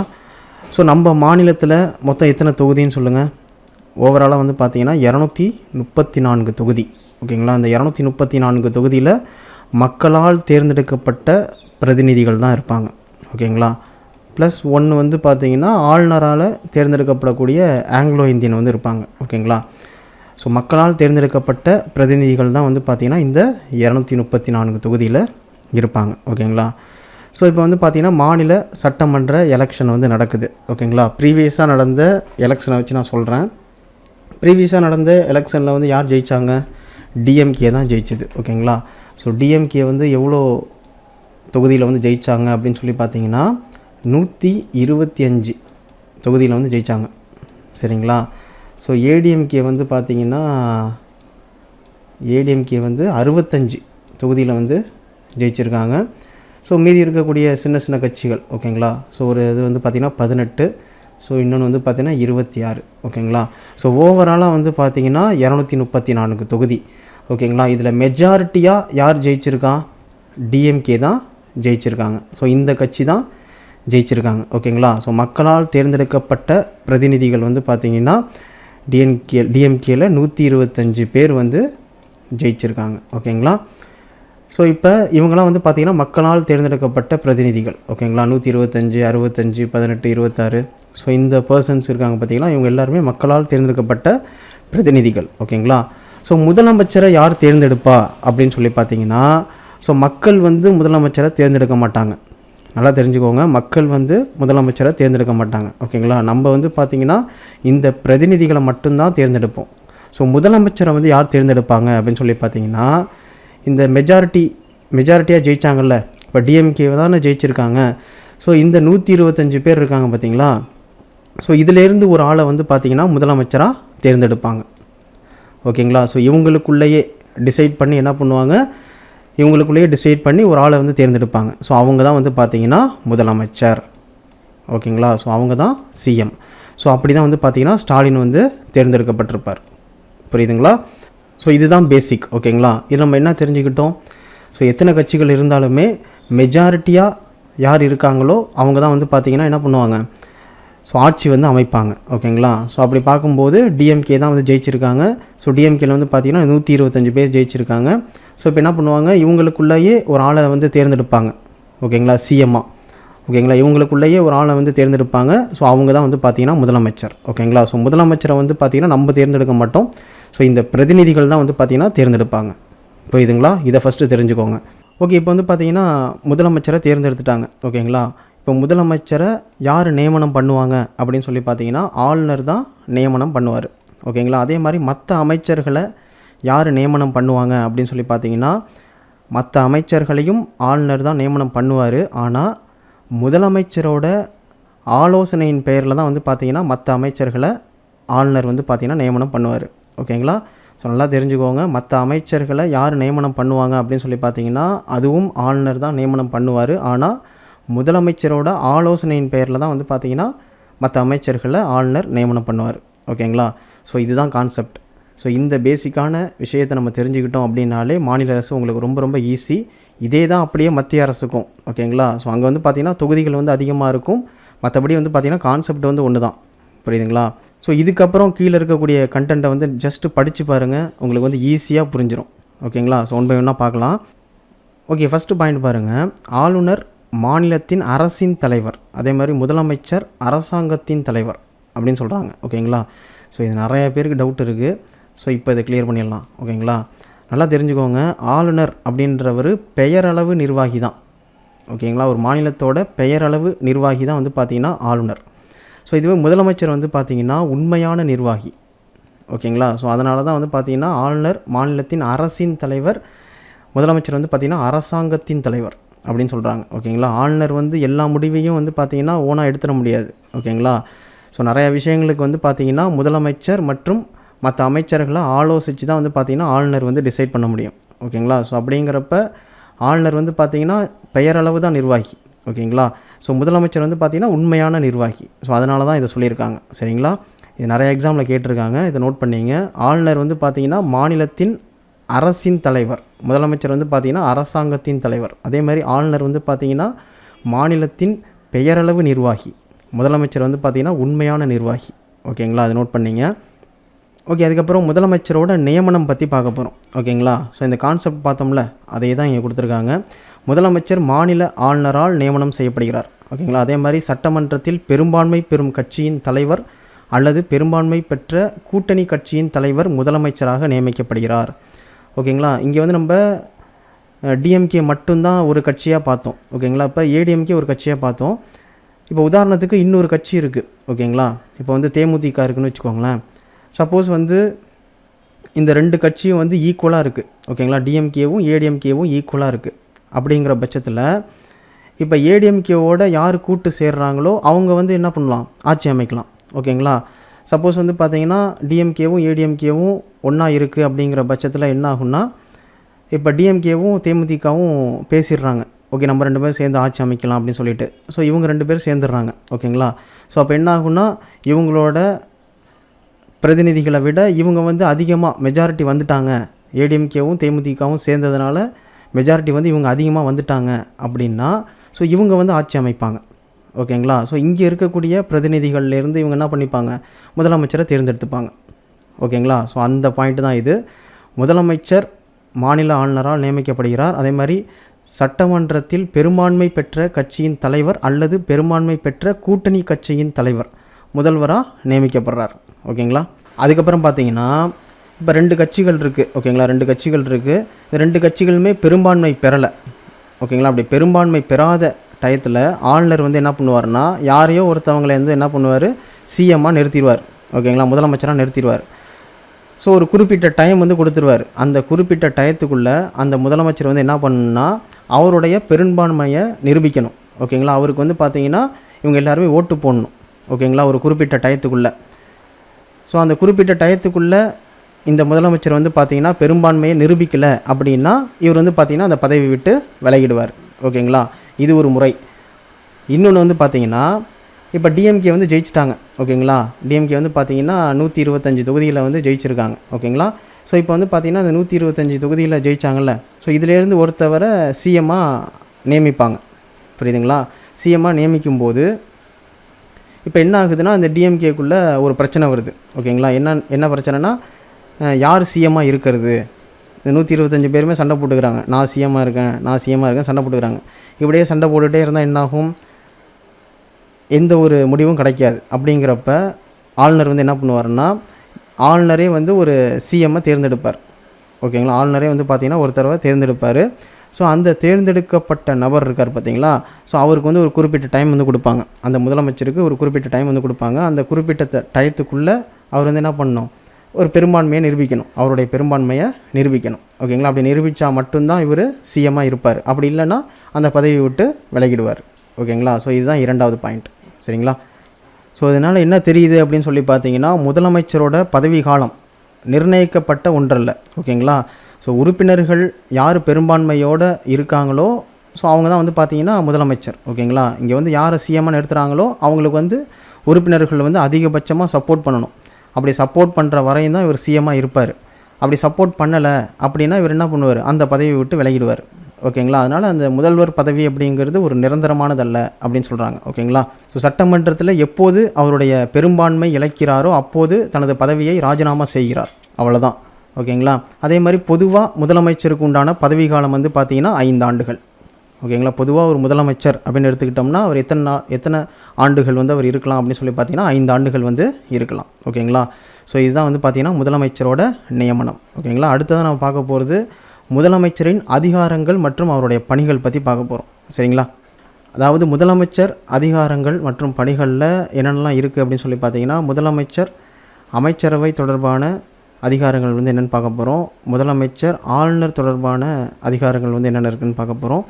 முதலமைச்சர் சட்டமன்ற தொடர்பான அதிகாரங்கள் வந்து என்ன இருக்குதுன்னு பார்க்க போகிறோம். இதர பணிகள் மற்றும் அதிகாரங்கள் வந்து பார்க்க போகிறோம். ஓகேங்களா. ஸோ ஃபஸ்ட்டு வந்து பார்த்திங்கன்னா அமைச்சரவை தொடர்பான அதிகாரங்கள் வந்து என்னென்ன இருக்குது, முதலமைச்சருக்கு என்னென்ன இருக்குது அப்படிங்கிறத ஃபஸ்ட்டு பார்த்துடலாம். ஃபஸ்ட்டு பாருங்கள், முதலமைச்சரின் பரிந்துரையின் பெயரில் ஆளுநர் அமைச்சர்களை நியமிக்கிறார். ஓகேங்களா. அதை நம்ம ஸ்டார்டிங்கே பார்த்தோமா, ஃபஸ்ட்டு முதலமைச்சரை வந்து தேர்ந்தெடுப்பாங்க. ஸோ முதலமைச்சரை வந்து பார்த்திங்கன்னா ஆளுநர் வந்து நியமனம் செய்வார். அதுக்கப்புறம் முதலமைச்சரோட ஆலோசனையின் பெயரில் ஆளுநர் வந்து பார்த்திங்கன்னா அமைச்சர்களை நியமிப்பார். ஓகேங்களா. அதுக்கப்புறம் பார்த்திங்கன்னா அமைச்சர்களுக்கு துறைகளை ஒதுக்கீடு செய்கிறார். ஓகேங்களா. இப்போ கல்வி அமைச்சர், நிதி அமைச்சர், ஓகேங்களா, ஸோ போக்குவரத்து துறை அமைச்சர், இது மாதிரிலாம் இருக்காங்க பார்த்தீங்களா. ஸோ அந்த அமைச்சர்களுக்கு உண்டான ஒதுக்கீடு துறையை வந்து செலக்ட் பண்ணி கொடுக்குறார். ஓகேங்களா. அதுக்கப்புறம் தனது அமைச்சரவையை மாற்றி அமைக்கிறார். அதே மாதிரி ஒரு அமைச்சருடன் கருத்து வேறுபாடு வந்து ஏற்படுது அப்படின்னா அவரை வந்து ராஜினாமா செய்ய சொல்லுவார். அப்படி இல்லைன்னா பதவி நீக்கம் செய்ய சொல்லி ஆளுநருக்கு பரிந்துரை வந்து செய்வார். ஓகேங்களா. ஒருத்தர் வந்து இப்போ கட்சியில் வந்து ஒரு அமைச்சர் வந்து சரியாக இல்லை, அவர் வந்து அந்த போஸ்டிங்கை விட்டு தூக்கணும் அப்படின்னு நினைக்கிறாருன்னா அவர்கிட்ட டைரெக்டாக ராஜினாமா செய்ய சொல்லுவார். ஸோ அப்படி இல்லையா ஆளுநர்கிட்ட சொல்லி என்ன பண்ணுவார், அவரை பதவி நீக்கம் செய்வார். ஓகேங்களா. அதுக்கப்புறம் அமைச்சரவை கூட்டத்தை தலைமையேற்றி நடத்துவார். அதுக்கப்புறம் அமைச்சரவையின் குழுமத்தை தனது ராஜினாமா மூலம் முடித்து வைக்கிறார். அதுக்கப்புறம் அமைச்சர்களை வந்து பார்த்திங்கன்னா கட்டுப்படுத்தி வழிநடத்தி இயக்குபவர் வந்து பார்த்திங்கன்னா முதலமைச்சர் தான். ஓகேங்களா. ஸோ இதுதான் வந்து பார்த்திங்கன்னா அமைச்சரவை தொடர்பான அதிகாரங்கள். ஓகேங்களா. ஓகே. அதுக்கப்புறம் பார்த்திங்கன்னா ஆளுநர் தொடர்பான அதிகாரங்கள் வந்து என்னென்னு சொல்லி பார்க்கலாம். ஓகே. அதுக்கப்புறம் பார்த்திங்கன்னா ஆளுநர் தொடர்பானவை. ஓகேங்களா. ஸோ அதாவது மாநில அரசு வழக்கறிஞர், மாநில தேர்தல் ஆணையர், அரசு பணியாளர் தேர்வாணையத்தின் தலைவர் மற்றும் உறுப்பினர்கள், மாநில திட்டக்குழு தலைவர் மற்றும் உறுப்பினர்கள், மாநில நிதிக்குழு தலைவர் மற்றும் உறுப்பினர்கள். ஓகேங்களா, இவங்க எல்லாரையுமே ஆளுநர் தான் நியமனம் பண்ணுறாரு. ஆனால் முதலமைச்சரோட ஆலோசனையின் பெயரில் இவங்க எல்லாரையுமே நியமனம் பண்ணுறாரு. ஓகேங்களா, யாருடைய ஆலோசனையின் பெயரில் இவங்க எல்லாரையும் நியமனம் பண்ணுறாரு? முதலமைச்சரோட ஆலோசனையின் பெயரில் இவங்க எல்லாரையும் நியமனம் பண்ணுறாரு. ஓகேங்களா, ஸோ யார் யாருங்கிறத பார்த்து வச்சுக்கோங்க. ஓகேங்களா, மாநில அரசு வழக்கறிஞர், மாநில தேர்தல் ஆணையர், அரசு பணியாளர் தேர்வாணையத்தின் தலைவர் மற்றும் உறுப்பினர்கள், மாநில திட்டக்குழு தலைவர் மற்றும் உறுப்பினர்கள், மாநில நிதிக்குழு தலைவர் மற்றும் உறுப்பினர்கள். ஓகேங்களா, ஓகே. அதுக்கப்புறம் பார்த்தீங்கன்னா சட்டமன்ற தொடர்பானவை. ஓகேங்களா, அதாவது முதலமைச்சருக்கு உண்டான சட்டமன்ற தொடர்பானது வந்து என்னன்னு சொல்லி பார்க்க போகிறோம். ஃபஸ்ட்டு பாருங்கள், சட்டமன்ற கூட்டத்தொடரை ஆரம்பிக்கவும் ஒத்திவைக்கவும் ஆளுநருக்கு முதலமைச்சர் ஆலோசனை வழங்குகிறார். ஓகேங்களா, அதாவது சட்டமன்ற கூட்டத்தொடர் இருக்குல்ல, அதை வந்து ஆரம்பிக்கிறதுக்கும் ஒத்தி வைக்கிறதுக்கும் ஆளுநர் தான் டிசைட் பண்ணுவார். ஆனால் முதலமைச்சரோட ஆலோசனையின் பெயரில் டிசைட் பண்ணுவார். ஓகேங்களா, அதே மாதிரி சட்டமன்றத்தில் அரசின் கொள்கைகளை அறிவிக்கிறார். ஓகேங்களா, சட்டமன்றத்தோட அரசின் கொள்கைகளை அறிவிப்பவர் வந்து யாரும் சொல்லி பார்த்தீங்கன்னா முதலமைச்சர் தான். அதே மாதிரி சட்டமன்றத்தில் மசோதாக்களை அறிமுகப்படுத்துகிறார். ஓகேங்களா, அதாவது ஒரு சட்டம் வந்து கொண்டாடணும்னா அதுக்கு முன்னாடி ஒரு மசோதா வந்து ரெடி பண்ணுவாங்க. ஓகேங்களா, ஸோ அந்த மசோதா வந்து பார்த்திங்கன்னா அறிமுகப்படுத்துகிறார். அதுக்கப்புறம் பார்த்திங்கன்னா எந்த நேரத்திலும் சட்டமன்றத்தை கலைக்க ஆளுநருக்கு பரிந்துரை செய்கிறார். ஓகேங்களா, அதாவது சட்டமன்றத்தில் ஏதாவது ஒரு பிரச்சனை வந்துடுச்சு அப்படிங்கிற பட்சத்தில் இப்போ முதலமைச்சர் வந்து பார்த்திங்கன்னா ஆளுநர்கிட்ட தெரிவிக்கலாம், இது மாதிரி சட்டமன்றத்தை கலைங்க அப்படின்னு சொல்லி தெரிவிக்கலாம். உடனே ஆளுநர் என்ன பண்ணுவார்? ஸோ சட்டமன்றத்தை கலைச்சிடுவார். புரியுதுங்களா? ஸோ எந்த நேரத்திலும் சட்டமன்றத்தை கலைக்க ஆளுநருக்கு பரிந்துரை செய்பவர் வந்து யாரும் சொல்லி பார்த்தீங்கன்னா முதலமைச்சர். ஓகேங்களா, அதுக்கப்புறம் பார்த்தீங்கன்னா அமைச்சரவை. ஓகேங்களா, ஒரு அமைச்சரவை வந்து எப்படி இருக்கும், அது உள்ள யார் யாரெல்லாம் இருப்பாங்க அப்படிங்கிறத பற்றி பார்க்க போகிறோம். ஸோ அமைச்சரவை குழுவில் அமைச்சர்கள் எல்லாருமே சட்டமன்ற உறுப்பினர்களாக இருக்கணும். ஓகேங்களா, அந்த அமைச்சரவை குழுவில் அமைச்சர்களாக இருக்கக்கூடிய எல்லாருமே அந்த சட்டமன்றத்தோட உறுப்பினர்களாக இருக்கணும். ஓகேங்களா, சப்போஸ் சட்டமன்ற உறுப்பினர் அல்லாத ஒருவர் அமைச்சராக பதவி ஏற்றிருக்காரு அப்படின்னா 6 மாதத்துக்குள்ளே, ஓகேங்களா, 6 மாதத்துக்குள்ளே அவர் அந்த அமைச்சரவையில் சட்டமன்ற உறுப்பினராக ஆகணும். ஓகேங்களா, 6 மாதத்துக்குள்ளே அந்த அமைச்சரவையில் அவர் சட்டமன்ற உறுப்பினராக ஆகணும். சரிங்களா, அதே மாதிரி முதலமைச்சர் தலைமையில் எல்லா அமைச்சர்களும் ஒரு குழுவாக செயல்படணும். ஓகேங்களா, முதலமைச்சர் வந்து எவ்வளோ காலம் அந்த பதவியில் இருக்காரோ அதுவரையும் அந்த அமைச்சர்களும் அந்த பதவியில் இருப்பாங்க.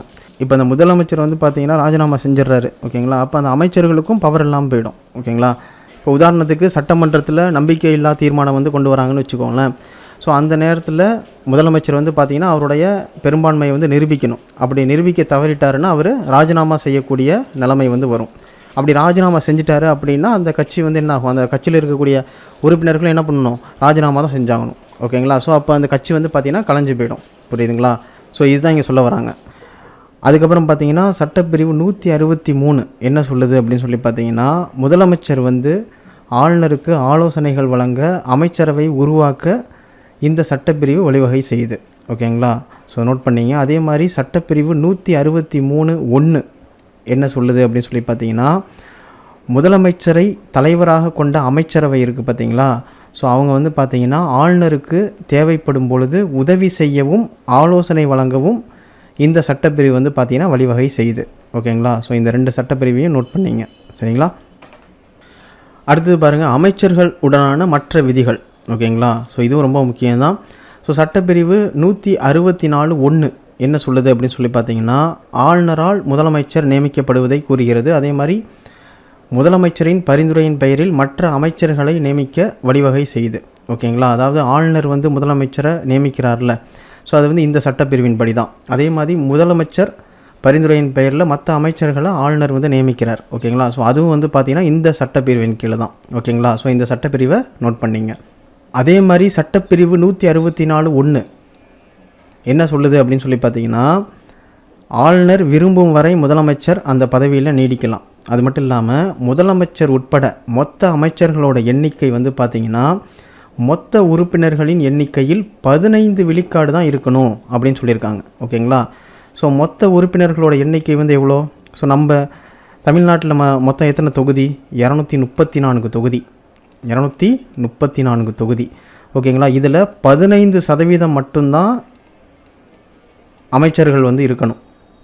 நல்லா தெரிஞ்சுக்கோங்க, 234 தொகுதியில் 15% மட்டும்தான் மொத்த அமைச்சர்களோட எண்ணிக்கை வந்து இருக்கணும். ஸோ அப்படி பார்த்தோம்னா நம்ம தமிழ்நாட்டில் மொத்தமாக 36 அமைச்சர்கள் வரையும் இருக்கலாம். ஓகேங்களா, நம்ம தமிழ்நாட்டில் மொத்தமாக 36 அமைச்சர்கள் வரையும் இருக்கலாம். ஓகேங்களா, ஆனால் இப்போ இருக்கிறது வந்து பார்த்திங்கன்னா 34 அமைச்சர்கள் தான். ஓகேங்களா, இப்போ கரண்ட்டில் இருக்கிறது 34 அமைச்சர்கள் தான். ஸோ இந்த கட்சி நினச்சா இன்னும் 2 அமைச்சர்களை வந்து நியமிக்கலாம். ஓகேங்களா, ஸோ இதுதான் வந்து பார்த்திங்கன்னா இந்த சட்டப்பிரிவு, அதாவது சட்டப்பிரிவு 164(1) வந்து சொல்லுது. ஓகேங்களா, ஸோ இதையும் நோட் பண்ணிங்க. ஓகே, அதுக்கப்புறம் பார்த்திங்கன்னா அமைச்சரவையோட அதிகாரங்கள் மற்றும் அதனுடைய பணிகள் வந்து பார்க்க போகிறோம். ஓகேங்களா, ஸோ இந்த பாயிண்ட்லாம் ஜஸ்ட்டு தெரிஞ்சு வச்சுக்கோங்க, அது போதும். ஓகேங்களா, மாநில அரசிற்கான கொள்கைகளை உருவாக்கி அவற்றை திறம்பட நடைமுறைப்படுத்துது. அதுக்கப்புறம் வந்து பார்த்திங்கன்னா சட்டமன்ற நிகழ்ச்சிகளை முடிவு செய்து எல்லா முக்கியமான மசோதாக்களை வந்து ஆதரிக்குது. அதுக்கப்புறம் சமூக பொருளாதார மாற்றங்களுக்காக நிகழ்ச்சிகள் மற்றும் திட்டங்களை உருவாக்கி அதன்படி மாநில அரசின் தலைமையில் பல்வேறு தொடர்புடைய துறைகளை வந்து உருவாக்குது. அதுக்கப்புறம் வந்து பார்த்திங்கன்னா நீதிபதிகளை நியமனங்கள் ஆளுநருக்கு ஆலோசனை வந்து வழங்குது. அதுக்கப்புறம் பார்த்திங்கன்னா மாநிலத்திற்கான செலவுகளை சமாளிக்க திட்ட அறிக்கையை வந்து உருவாக்குது.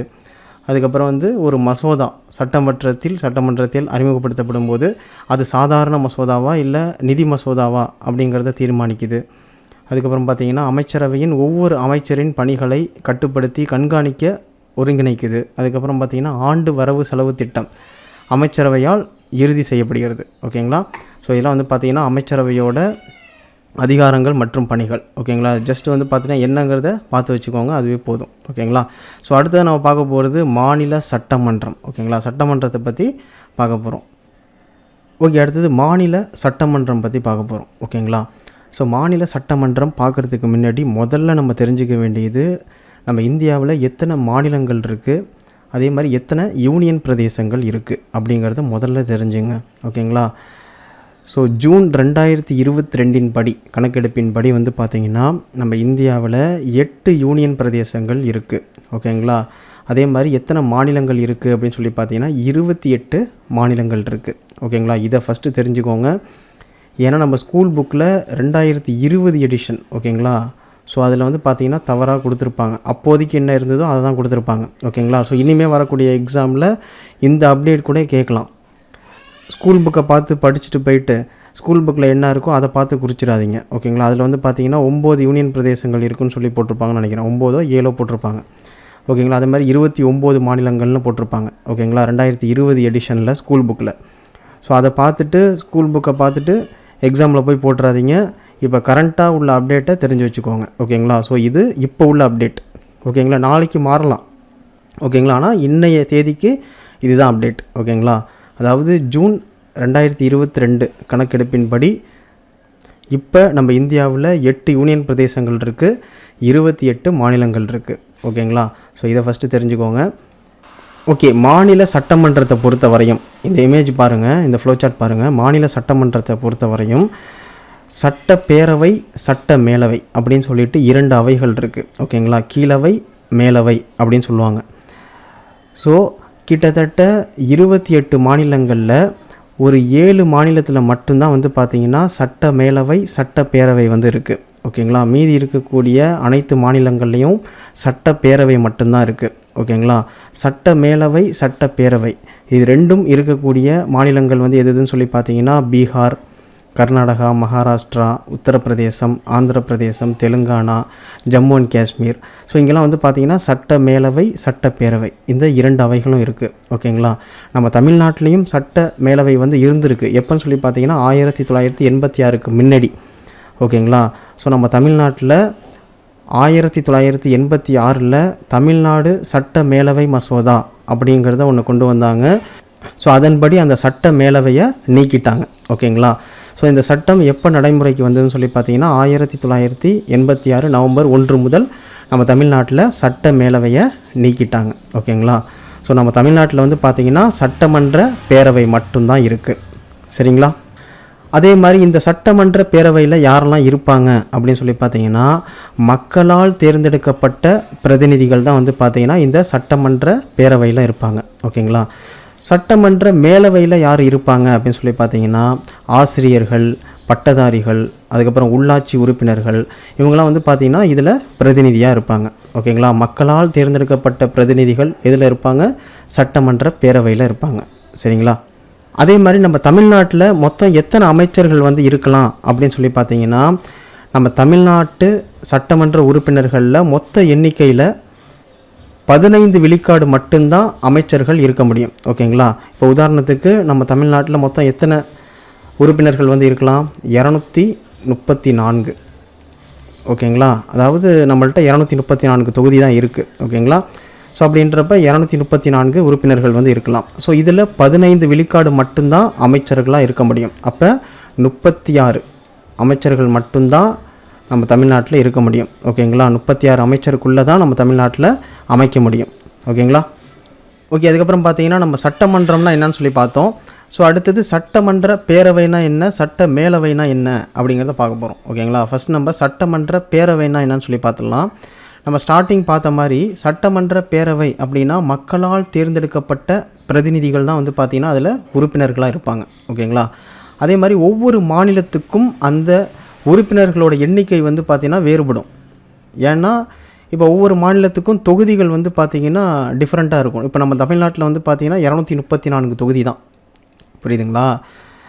ஆனால் வேறு மாநிலத்தில் வந்து பார்த்திங்கன்னா தொகுதிகள் வந்து கூட இருக்கலாம், குறைச்சி இருக்கலாம். ஓகேங்களா? ஒரு மாநிலத்தில் வந்து பார்த்திங்கன்னா 150 இருக்கலாம், ஒரு மாநிலத்தில் வந்து பார்த்திங்கன்னா 200 இருக்கலாம். ஸோ அந்தந்த மாநிலத்தில் இருக்கக்கூடிய மக்கள் தொகையை பொறுத்து தான் இந்த தொகுதியை பிரிக்கிறாங்க. ஸோ அப்படிங்கிறப்ப நம்ம தமிழ்நாட்டில் 234 தொகுதி. ஓகேங்களா? அதனால் ஒவ்வொரு மாநிலத்துக்கும் வந்து பார்த்திங்கன்னா அந்த உறுப்பினர்களோட எண்ணிக்கை வந்து பார்த்திங்கன்னா வேறுபடும். ஓகேங்களா? அப்படி இருந்தாலுமே அந்த சட்டமன்ற உறுப்பினர்களோட எண்ணிக்கை அதிகபட்சம் 500 வரையும் இருக்கலாம். ஓகேங்களா? அதே மாதிரி குறைந்தபட்சம் 60 வந்து கண்டிப்பாக இருக்கணும். ஓகேங்களா? குறைந்தபட்சம் 60க்கு குறையாமலும் 500க்கு மிகாமலும் வந்து பார்த்திங்கன்னா அந்த சட்டமன்ற உறுப்பினர்களோட எண்ணிக்கை வந்து இருக்கலாம். ஓகேங்களா? அதே மாதிரி சட்டமன்றத்தோட பதவிக்காலம் வந்து பார்த்திங்கன்னா 5 ஆண்டுகள் தான். ஓகேங்களா? இப்போ வந்து மாநில சட்டமன்ற தேர்தல் வந்து நடக்குது. ஸோ அதில் வந்து பார்த்திங்கன்னா ஒரு கட்சி வந்து ஜெயிக்கிறாங்க அப்படின்னா அந்த சட்டமன்றத்தோட பதவிக்காலம் வந்து பார்த்திங்கன்னா 5 ஆண்டுகள் தான். ஓகேங்களா? ஆனால் அந்த 5 ஆண்டுகள் வந்து தொடர்ச்சியாக இருக்குமா அப்படின்னு சொல்லி பார்த்திங்கன்னா, ஸோ ஒரு சில நேரத்தில் வந்து பார்த்திங்கன்னா ஏதாவது நம்பிக்கையில்லா தீர்மானம் வருது. ஓகேங்களா? அந்த கட்சியின் மேலே அப்படின்றப்ப ஸோ அந்த கட்சி வந்து பார்த்திங்கன்னா ராஜினாமா செய்யக்கூடிய நிலைமையில் இருக்கலாம். ஓகேங்களா? ஸோ அந்த நேரத்தில் வந்து பார்த்திங்கன்னா அந்த சட்டமன்றம் வந்து கலைக்கப்படலாம். ஓகேங்களா? இதெல்லாம் நம்ம ஆல்ரெடி பார்த்தோம். புரியுதுங்களா? ஸோ அது மாதிரி அது வந்து பார்த்திங்கன்னா ஒரு நிரந்தரமற்றது. புரியுதுங்களா? அதே மாதிரி சட்ட மேலவை உறுப்பினர்கள் இருக்காங்கள்ல, சட்ட மேலவை உறுப்பினர்கள் அவங்களுடைய எண்ணிக்கை வந்து பார்த்திங்கன்னா அந்த மாநிலத்தோட சட்டமன்ற கீழவையின் மொத்த உறுப்பினர்களின் எண்ணிக்கையில் 1/3 பங்கு மிகாமல் இருக்கணும். ஓகேங்களா? அதே சமயம் மேலவை உறுப்பினர்களின் எண்ணிக்கை வந்து பார்த்திங்கன்னா 40க்கு குறையாமல் இருக்கணும். ஓகேங்களா? ஸோ இந்த மாதிரி நோட் பண்ணிங்க. ஸோ அடுத்ததாக நாம் பார்க்க போகிறது சட்டமன்றத்தின் அமைப்பு. ஓகேங்களா? ஸோ சட்டமன்ற அமைப்பில் வந்து பார்த்திங்கன்னா நம்ம தமிழக சட்டமன்றத்தில் மொத்தமாக எத்தனை உறுப்பினர்கள் கொண்டது அப்படின்னு சொல்லி பார்த்திங்கன்னா 235. ஓகேங்களா? அதில் 234 மக்களால் தேர்ந்தெடுக்கப்பட்ட பிரதிநிதிகள் வந்து இருப்பாங்க. மீதி 1 வந்து பார்த்திங்கன்னா ஆங்கிலோ இந்தியன். ஸோ இவங்களை வந்து பார்த்திங்கன்னா ஆளுநர் வந்து நியமனம் செய்வார். ஓகேங்களா? அதே மாதிரி பழங்குடியினர், அதுக்கப்புறம் வந்து அட்டவணைப்படுத்தப்பட்டோர், அதாவது தாழ்த்தப்பட்டோர், இவங்களுக்கெல்லாம் வந்து பார்த்திங்கன்னா தேர்தலில் தனி தொகுதிகள் வந்து வழங்கப்படுது. ஓகேங்களா? ஸோ இதுதான் வந்து பார்த்திங்கன்னா சட்டமன்றத்தோட அமைப்பு. ஸோ அடுத்தது நம்ம பார்க்க போகிறது அமைச்சரவை மற்றும் அமைச்சரவை குழுக்கள். ஸோ அமைச்சரவை அப்படிங்கிறது கேபினெட் அப்படின்னு சொல்லுவாங்க. ஓகேங்களா? இது வந்து பார்த்திங்கன்னா ஒரு சிறிய அமைப்பானது அமைச்சரவையோட உட்கரு அப்படின்னு சொல்லலாம். கேபினெட் அமைச்சர்களை மட்டுமே உள்ளடக்கியது. ஓகேங்களா? கேபினெட் அமைச்சர்களை மட்டுமே உள்ளடக்கியது. மாநில அரசோட உண்மையான அதிகார மையமாக இந்த கேபினெட் வந்து இருக்குது, அமைச்சரவை வந்து இருக்குது. ஓகேங்களா? அதே மாதிரி அந்த அமைச்சரவை, அந்த கேபினெட் இருக்குல்ல, ஸோ எப்படி செயல்படுது அப்படின்னு சொல்லி பார்த்தீங்கன்னா அமைச்சரவை குழுக்கள் எனப்படும் வெவ்வேறு குழுக்கள் மூலமாக அந்த கேபினெட் வந்து பார்த்திங்கன்னா செயல்படுது. ஓகேங்களா? இதில் வந்து 2 வகை இருக்குது. ஒன்று வந்து பார்த்திங்கன்னா நிரந்தரமானது, இன்னொன்று வந்து பார்த்திங்கன்னா தற்காலிகமானது. சரிங்களா? ஸோ கேபினெட் பற்றி இன்னும் டீட்டெயிலாக நம்ம வந்து பார்த்திங்கன்னா இன்னொரு வீடியோ பதிவில் பார்க்கலாம். ஸோ இப்போதைக்கு இதை மட்டும் தெரிஞ்சு வச்சுக்கோங்க. சரிங்களா? ஸோ அடுத்தது நம்ம பார்க்க போகிறது சபாநாயகர். சபாநாயகரை பொறுத்தவரையும் சட்டமன்ற உறுப்பினர்கள் இருக்காங்கள்ல, ஸோ அவங்களிலிருந்து ஒருத்தரை தேர்ந்தெடுத்து தான் வந்து பார்த்திங்கன்னா சபாநாயகராக நியமிப்பாங்க. ஓகேங்களா? அதே மாதிரி தான் துணை சபாநாயகரையும். சட்டமன்ற உறுப்பினர்களுக்கிடையே சபாநாயகர் மற்றும் துணை சபாநாயகரை தேர்ந்தெடுக்கிறாங்க. ஓகேங்களா. அதே மாதிரி சபாநாயகர் தனது பதவியை ராஜினாமா செய்தால் சட்டமன்ற உறுப்பினராக அவர் தொடர முடியாது. அதாவது சபாநாயகர் வந்து பார்த்திங்கன்னா அவருடைய பதவியை ராஜினாமா செய்கிறாருன்னு வச்சுக்கோங்களேன். ராஜினாமா செஞ்சுட்டு திரும்ப சட்டமன்ற உறுப்பினராக ஆகலாம் அப்படின்னு பார்த்தீங்கன்னா அது முடியாது. ஓகேங்களா. அதே மாதிரி சபாநாயகர் வந்து பார்த்திங்கன்னா சட்டமன்ற உறுப்பினர்லேருந்து தேர்ந்தெடுக்கப்பட்ட ஒரு நபர் தான் வந்து பார்த்திங்கன்னா சபாநாயகர். ஆனால் அவருடைய பதவியை ராஜினாமா செஞ்சார் அப்படின்னா திரும்ப சட்டமன்ற உறுப்பினராக அவரால் ஆக முடியாது. சரிங்களா. அதே மாதிரி சபாநாயகர் எந்த நேரத்துலையும் ராஜினாமா செய்யலாம். ஆனால் சட்டமன்றம் ஒரு தீர்மானத்தின் மூலம் 14 நாட்கள் அறிவிப்பு கொடுத்த பிறகு சபாநாயகரை பதவி நீக்கம் செய்யலாம். ஓகேங்களா.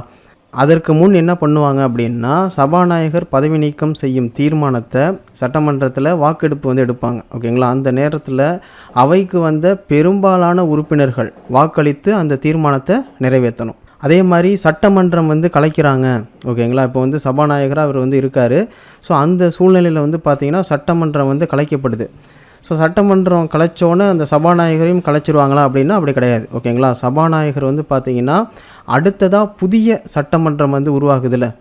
ஸோ அந்த புதிய சட்டமன்றம் வந்த பிறகு அதனுடைய முதல் கூட்டம் வரை அந்த சபாநாயகர் வந்து பார்த்திங்கன்னா அந்த பதவியில் இருப்பார். புரியுதுங்களா. அதே மாதிரி சபாநாயகர் இல்லாத போது அவருடைய பணியை வந்து பார்த்திங்கன்னா துணை சபாநாயகர் மேற்கொள்வார். ஓகேங்களா. ஸோ இவ்வளோ தான். ஓகேங்களா. ஜஸ்ட் ஒரு பாயிண்ட்டாக பாருங்கள், 1 மார்க் மாதிரி பாருங்கள், உங்களுக்கு ஈஸியாக புரியும். ஓகேங்களா. ஃபஸ்ட்டு கான்செப்டை புரிஞ்சுக்கிட்டிங்கனாலே இதெல்லாம் ஈஸி தான். ஓகேங்களா. ஸோ அடுத்து நம்ம பார்க்க போகிறது சட்டமன்ற மேலவை பற்றி பார்க்க போகிறோம். சட்ட மேலவையை பொறுத்தவரை நம்ம ஆல்ரெடி பார்த்தோம். அதாவது சட்ட மேலவையில் மொத்த உறுப்பினர்களோட எண்ணிக்கை எவ்வளோ இருக்கணும் அப்படின்னு சொல்லி பார்த்தீங்கன்னா சட்டப்பேரவை உறுப்பினர்களோட மொத்த எண்ணிக்கையில் 1/3 பங்குக்கு மிகாமலும் குறைந்தபட்ச எண்ணிக்கையில் 40க்கு குறையாமலும் இருக்கணும் அப்படின்னு சொல்லிட்டு அரசியலமைப்பு சட்டப்பிரிவு 171(1) வந்து பார்த்திங்கன்னா சொல்லுது. ஓகேங்களா. இந்த சட்டப்பிரிவை நோட் பண்ணிங்க. அதே மாதிரி நம்ம இந்தியாவில் கிட்டத்தட்ட 8 யூனியன் பிரதேசங்கள் 28 மாநிலங்கள் இருக்குது. அதில் 7 மாநிலத்தில் வந்து பார்த்திங்கன்னா சட்ட மேலவை வந்து இருக்குது. ஓகேங்களா. ஸோ ஈரவை சட்டமன்றத்தில் மறைமுக தேர்தலால் தேர்ந்தெடுக்கப்படுவாங்க. ஓகேங்களா. அதே மாதிரி சட்ட மேலவை உறுப்பினர்களோட பதவி காலம் வந்து பார்த்திங்கன்னா 6 ஆண்டுகள். ஓகேங்களா. அதே மாதிரி 2 ஆண்டிற்கு ஒரு முறை வந்து பார்த்திங்கன்னா 1/3 பங்கு உறுப்பினர்கள் வந்து சட்ட மேலவையில் ஓய்வு பெறுவாங்க. ஓகேங்களா. சட்ட மேலவை உறுப்பினர்கள் அவங்களுக்கு உண்டான தகுதிகள் வந்து என்னன்னு சொல்லி பார்த்தீங்கன்னா சட்ட மேலவை உறுப்பினர்கள் வந்து பார்த்திங்கன்னா இந்திய நாட்டோட குடிமகனாக இருக்கணும். அதே மாதிரி தெளிவான மனநிலையில் இருக்கணும். பெற்ற கடனை திரும்ப செலுத்த முடியாதவராக இருக்கக்கூடாது. அதே மாதிரி எந்த மாநிலத்தில் போட்டிடுறாரோ அந்த மாநிலத்தோட வாக்காளர் பட்டியலில் அவருடைய பெயர் வந்து இருக்கணும். ஓகேங்களா. ஸோ இதெல்லாம் சட்ட மேலவைக்கு உண்டான தகுதிகள். ஓகேங்களா. ஸோ அடுத்தது சட்ட மேலவைக்கான தேர்தல் பற்றி பார்க்க போகிறோம். அதாவது சட்ட மேலவைக்கான தேர்தல் வந்து எப்படி நடக்கும் அப்படின்னு சொல்லி பார்த்தீங்கன்னா 1/3 பங்கு உறுப்பினர்கள் உள்ளாட்சி அமைப்புகளால் தேர்ந்தெடுக்கப்படுறாங்க. அதே மாதிரி 12 பங்கு உறுப்பினர்கள் பட்டதாரிகளால் தேர்ந்தெடுக்கப்படுறாங்க. அதே மாதிரி 12 பங்கு உறுப்பினர்கள் பட்டதாரி ஆசிரியர்களால் தேர்ந்தெடுக்கப்படுறாங்க. அதே மாதிரி 3 பங்கு உறுப்பினர்கள் சட்டமன்ற பேரவை உறுப்பினர்களால் தேர்ந்தெடுக்கப்படுறாங்க. அதே மாதிரி 6 பங்கு உறுப்பினர்கள் கலை, இலக்கியம், அறிவியல், சமூக சேவை மற்றும் கூட்டுறவு இயக்கம் இதில் சிறந்து விளங்கக்கூடிய நபர்களை ஆளுநர் வந்து பார்த்திங்கன்னா நேரடியாக நியமனம் செய்கிறார். ஓகேங்களா. ஸோ இப்படி தான் சட்ட மேலவைக்கான தேர்தல் வந்து நடக்குது. ஓகேங்களா. அதே மாதிரி சட்ட மேலவைக்கான தலைவரை வந்து எப்படி தேர்ந்தெடுக்கிறாங்க அப்படின்னு சொல்லி பார்த்தீங்கன்னா அந்த சட்ட மேலவை உறுப்பினர்களுக்கிடையே தலைவரை வந்து தேர்ந்தெடுக்கிறாங்க. அதே மாதிரி துணைத் தலைவரையும் தேர்ந்தெடுக்கிறாங்க. ஓகேங்களா. தலைவர் இல்லாத போது துணைத் தலைவர் வந்து பார்த்திங்கன்னா அந்த கூட்டத்தை வழிநடத்துவார். ஓகேங்களா. அதுக்கப்புறம் வந்து பார்த்திங்கன்னா சட்ட மேலவை உருவாக்கம் அல்லது நீக்கம் பற்றி பார்க்க போகிறோம்.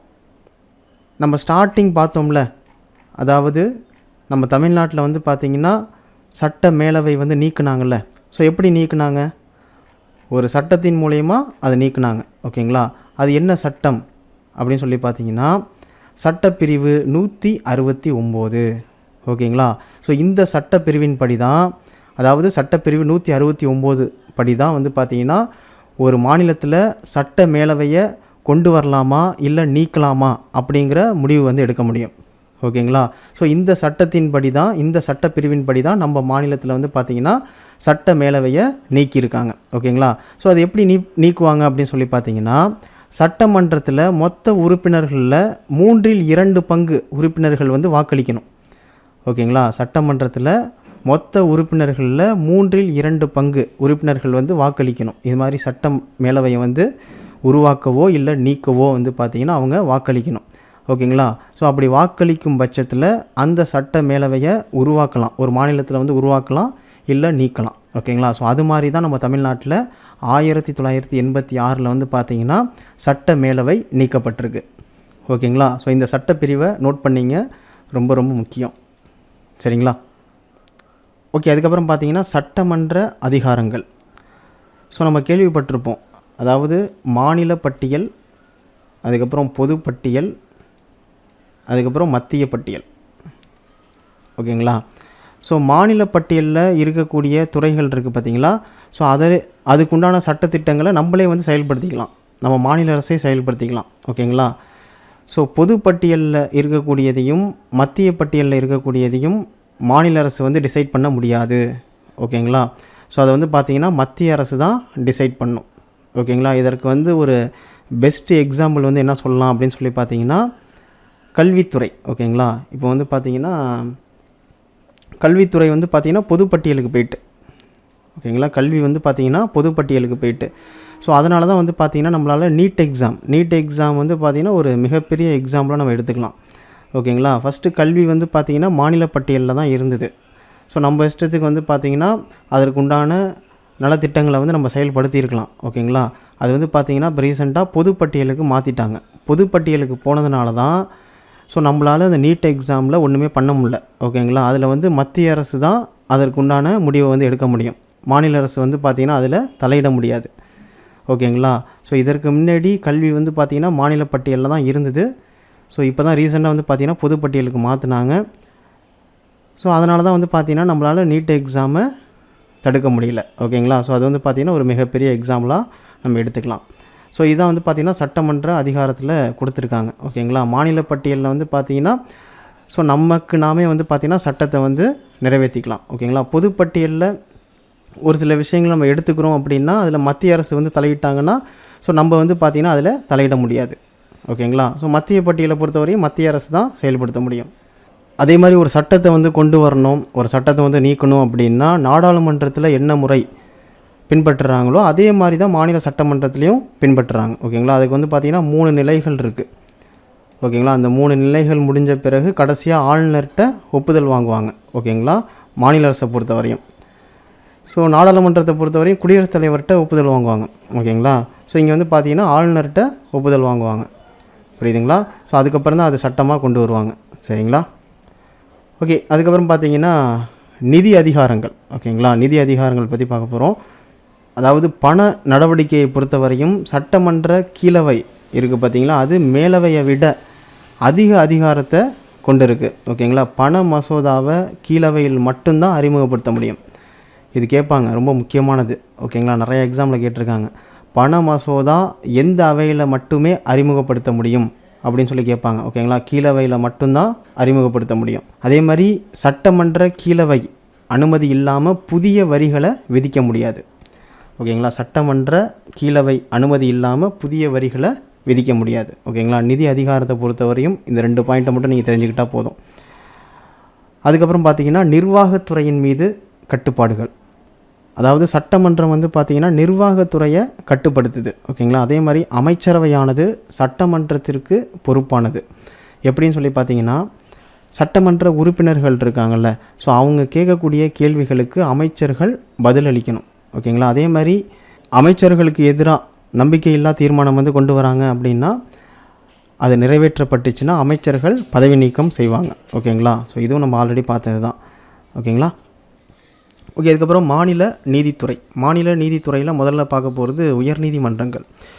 ஸோ முதல்ல உயர்நீதிமன்றம் எப்போ வந்தது அப்படின்னு சொல்லி பார்த்தீங்கன்னா 1862 உயர்நீதிமன்றங்கள் கல்கத்தா, பம்பாய் மற்றும் சென்னையில் கொண்டு வந்தாங்க. அதுக்கப்புறம் காலப்போக்கில் பிரிட்டிஷ் காலத்தில் உயர்நீதிமன்றங்கள் வந்து கொண்டு வந்தாங்க. ஓகேங்களா. அதுக்கப்புறம் 1950க்கு அப்புறம் தோற்றுவிக்கப்பட்ட உயர்நீதிமன்றங்கள் அண்மை மாநிலங்களுக்கும் உயர்நீதிமன்றமாக இருக்குது.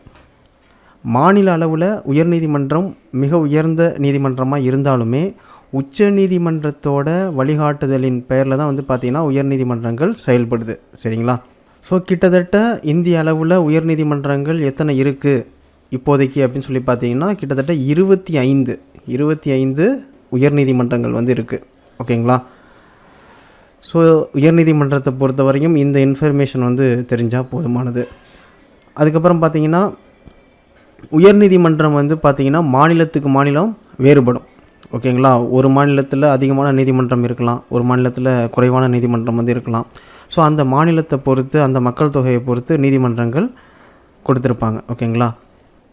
ஸோ உயர்நீதிமன்ற நீதிபதிகளோட எண்ணிக்கையை தீர்மானிக்கிறது வந்து பார்த்திங்கன்னா குடியரசுத் தலைவர் தான். ஓகேங்களா? தற்போது இந்தியாவில் மொத்தம் 25 உயர்நீதிமன்றங்கள் வந்து இருக்குது. அதே மாதிரி இந்த பாயிண்ட் ரொம்ப ரொம்ப முக்கியம். ஓகேங்களா? 1862ஆம் ஆண்டு ஜூன் 26ஆம் நாள் விக்டோரியா மகாராணி இருக்காங்கள, ஸோ அவங்களுடைய காப்புரிமை கடிதத்தின் மூலம் சென்னை, பம்பாய், கல்கத்தா ஆகிய மாகாணங்களில் உயர்நீதிமன்றங்கள் கொண்டு வந்தாங்க. ஓகேங்களா? அதே மாதிரி சென்னை உயர்நீதிமன்ற வளாகம் இருக்குது பார்த்தீங்களா? ஸோ அதுதான் உலகத்திலேயே லண்டனுக்கு அடுத்து 2வது மிகப்பெரிய நீதித்துறை வளாகம். ஓகேங்களா? ஸோ இந்த பாயிண்ட் நோட் பண்ணிங்க, இது ரொம்ப ரொம்ப முக்கியம்.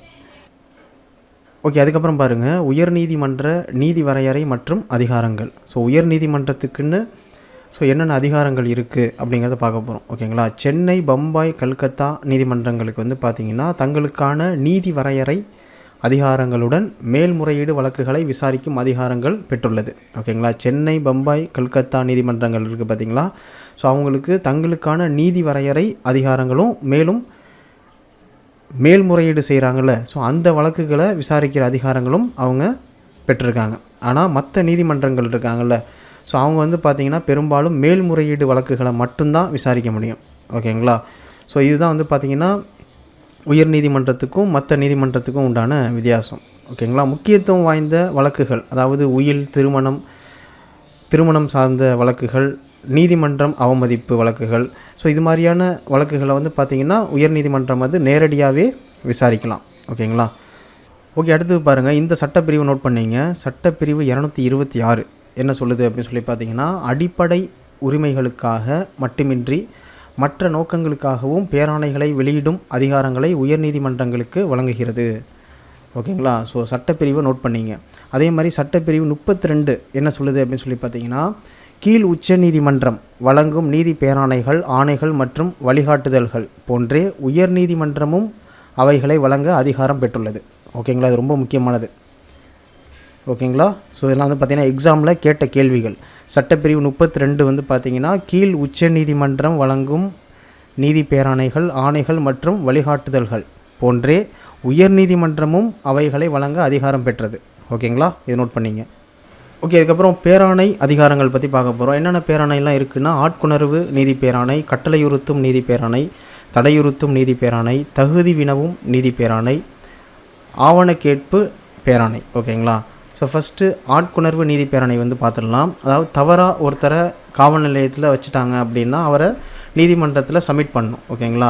ஸோ சம்மந்தப்பட்ட அதிகாரி வந்து பார்த்திங்கன்னா நீதிமன்றத்தில் சப்மிட் பண்ணுவாங்க. சப்போஸ் வந்து அந்த தவறாக ஒருவரை வந்து காவல் நிலையத்தில் வச்சாங்கல்ல, அவர் மேலே எந்த ஒரு தப்பும் இல்லை அப்படின்னா அவர் வந்து பார்த்திங்கன்னா நீதிமன்றம் வந்து அவரை விடுவிச்சிடும். ஓகேங்களா?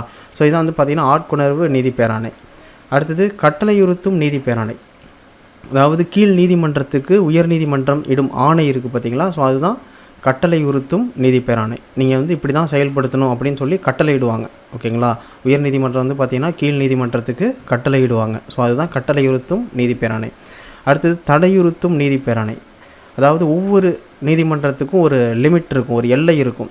அதை தாண்டி அந்த நீதிமன்றம் செயல்பற்றக்கூடாது. ஓகேங்களா? ஸோ அதற்காக இந்த தடையுறுத்தும் நீதி பேராணை அப்படிங்கிறது பயன்படுது. ஓகேங்களா? அதுக்கப்புறம் தகுதி வினவும் நீதி பேராணை அப்படிங்கிறது பொது பதவிக்கு தவறாக வரும் ஒருவரை அது தடுக்கிறது. ஓகேங்களா? பொது பணிக்கு வந்து ஒருத்தர் வந்து வராருன்னா அவரை பற்றி இந்த பேக்ரவுண்ட் வெரிஃபிகேஷன் சொல்லுவாங்கள்ல, ஸோ அது மாதிரி, அதாவது அவர் வந்து எந்த ஒரு தப்பும் செஞ்சுருக்காரா இல்லையா அப்படிங்கிறத நம்ம தெரிஞ்சுக்கிறதுக்கு உண்டான ஒரு தகுதி வினவும் நீதி பேராணை அப்படின்னு சொல்லுவாங்க. அதுக்கப்புறம் ஆவண கேட்பு நீதி பேராணை அப்படிங்கிறது உயர் நீதிமன்றத்துக்கு ஒரு கேஸ் வந்து போகுதுன்னு வச்சுக்கோங்களேன், அது கீழ் நீதிமன்றத்தில் வந்துட்டு தான் உயர் நீதிமன்றத்துக்கு வரும். ஓகேங்களா?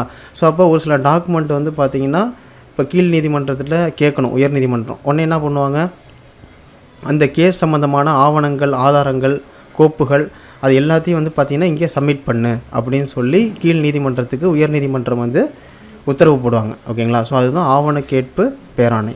சரிங்களா.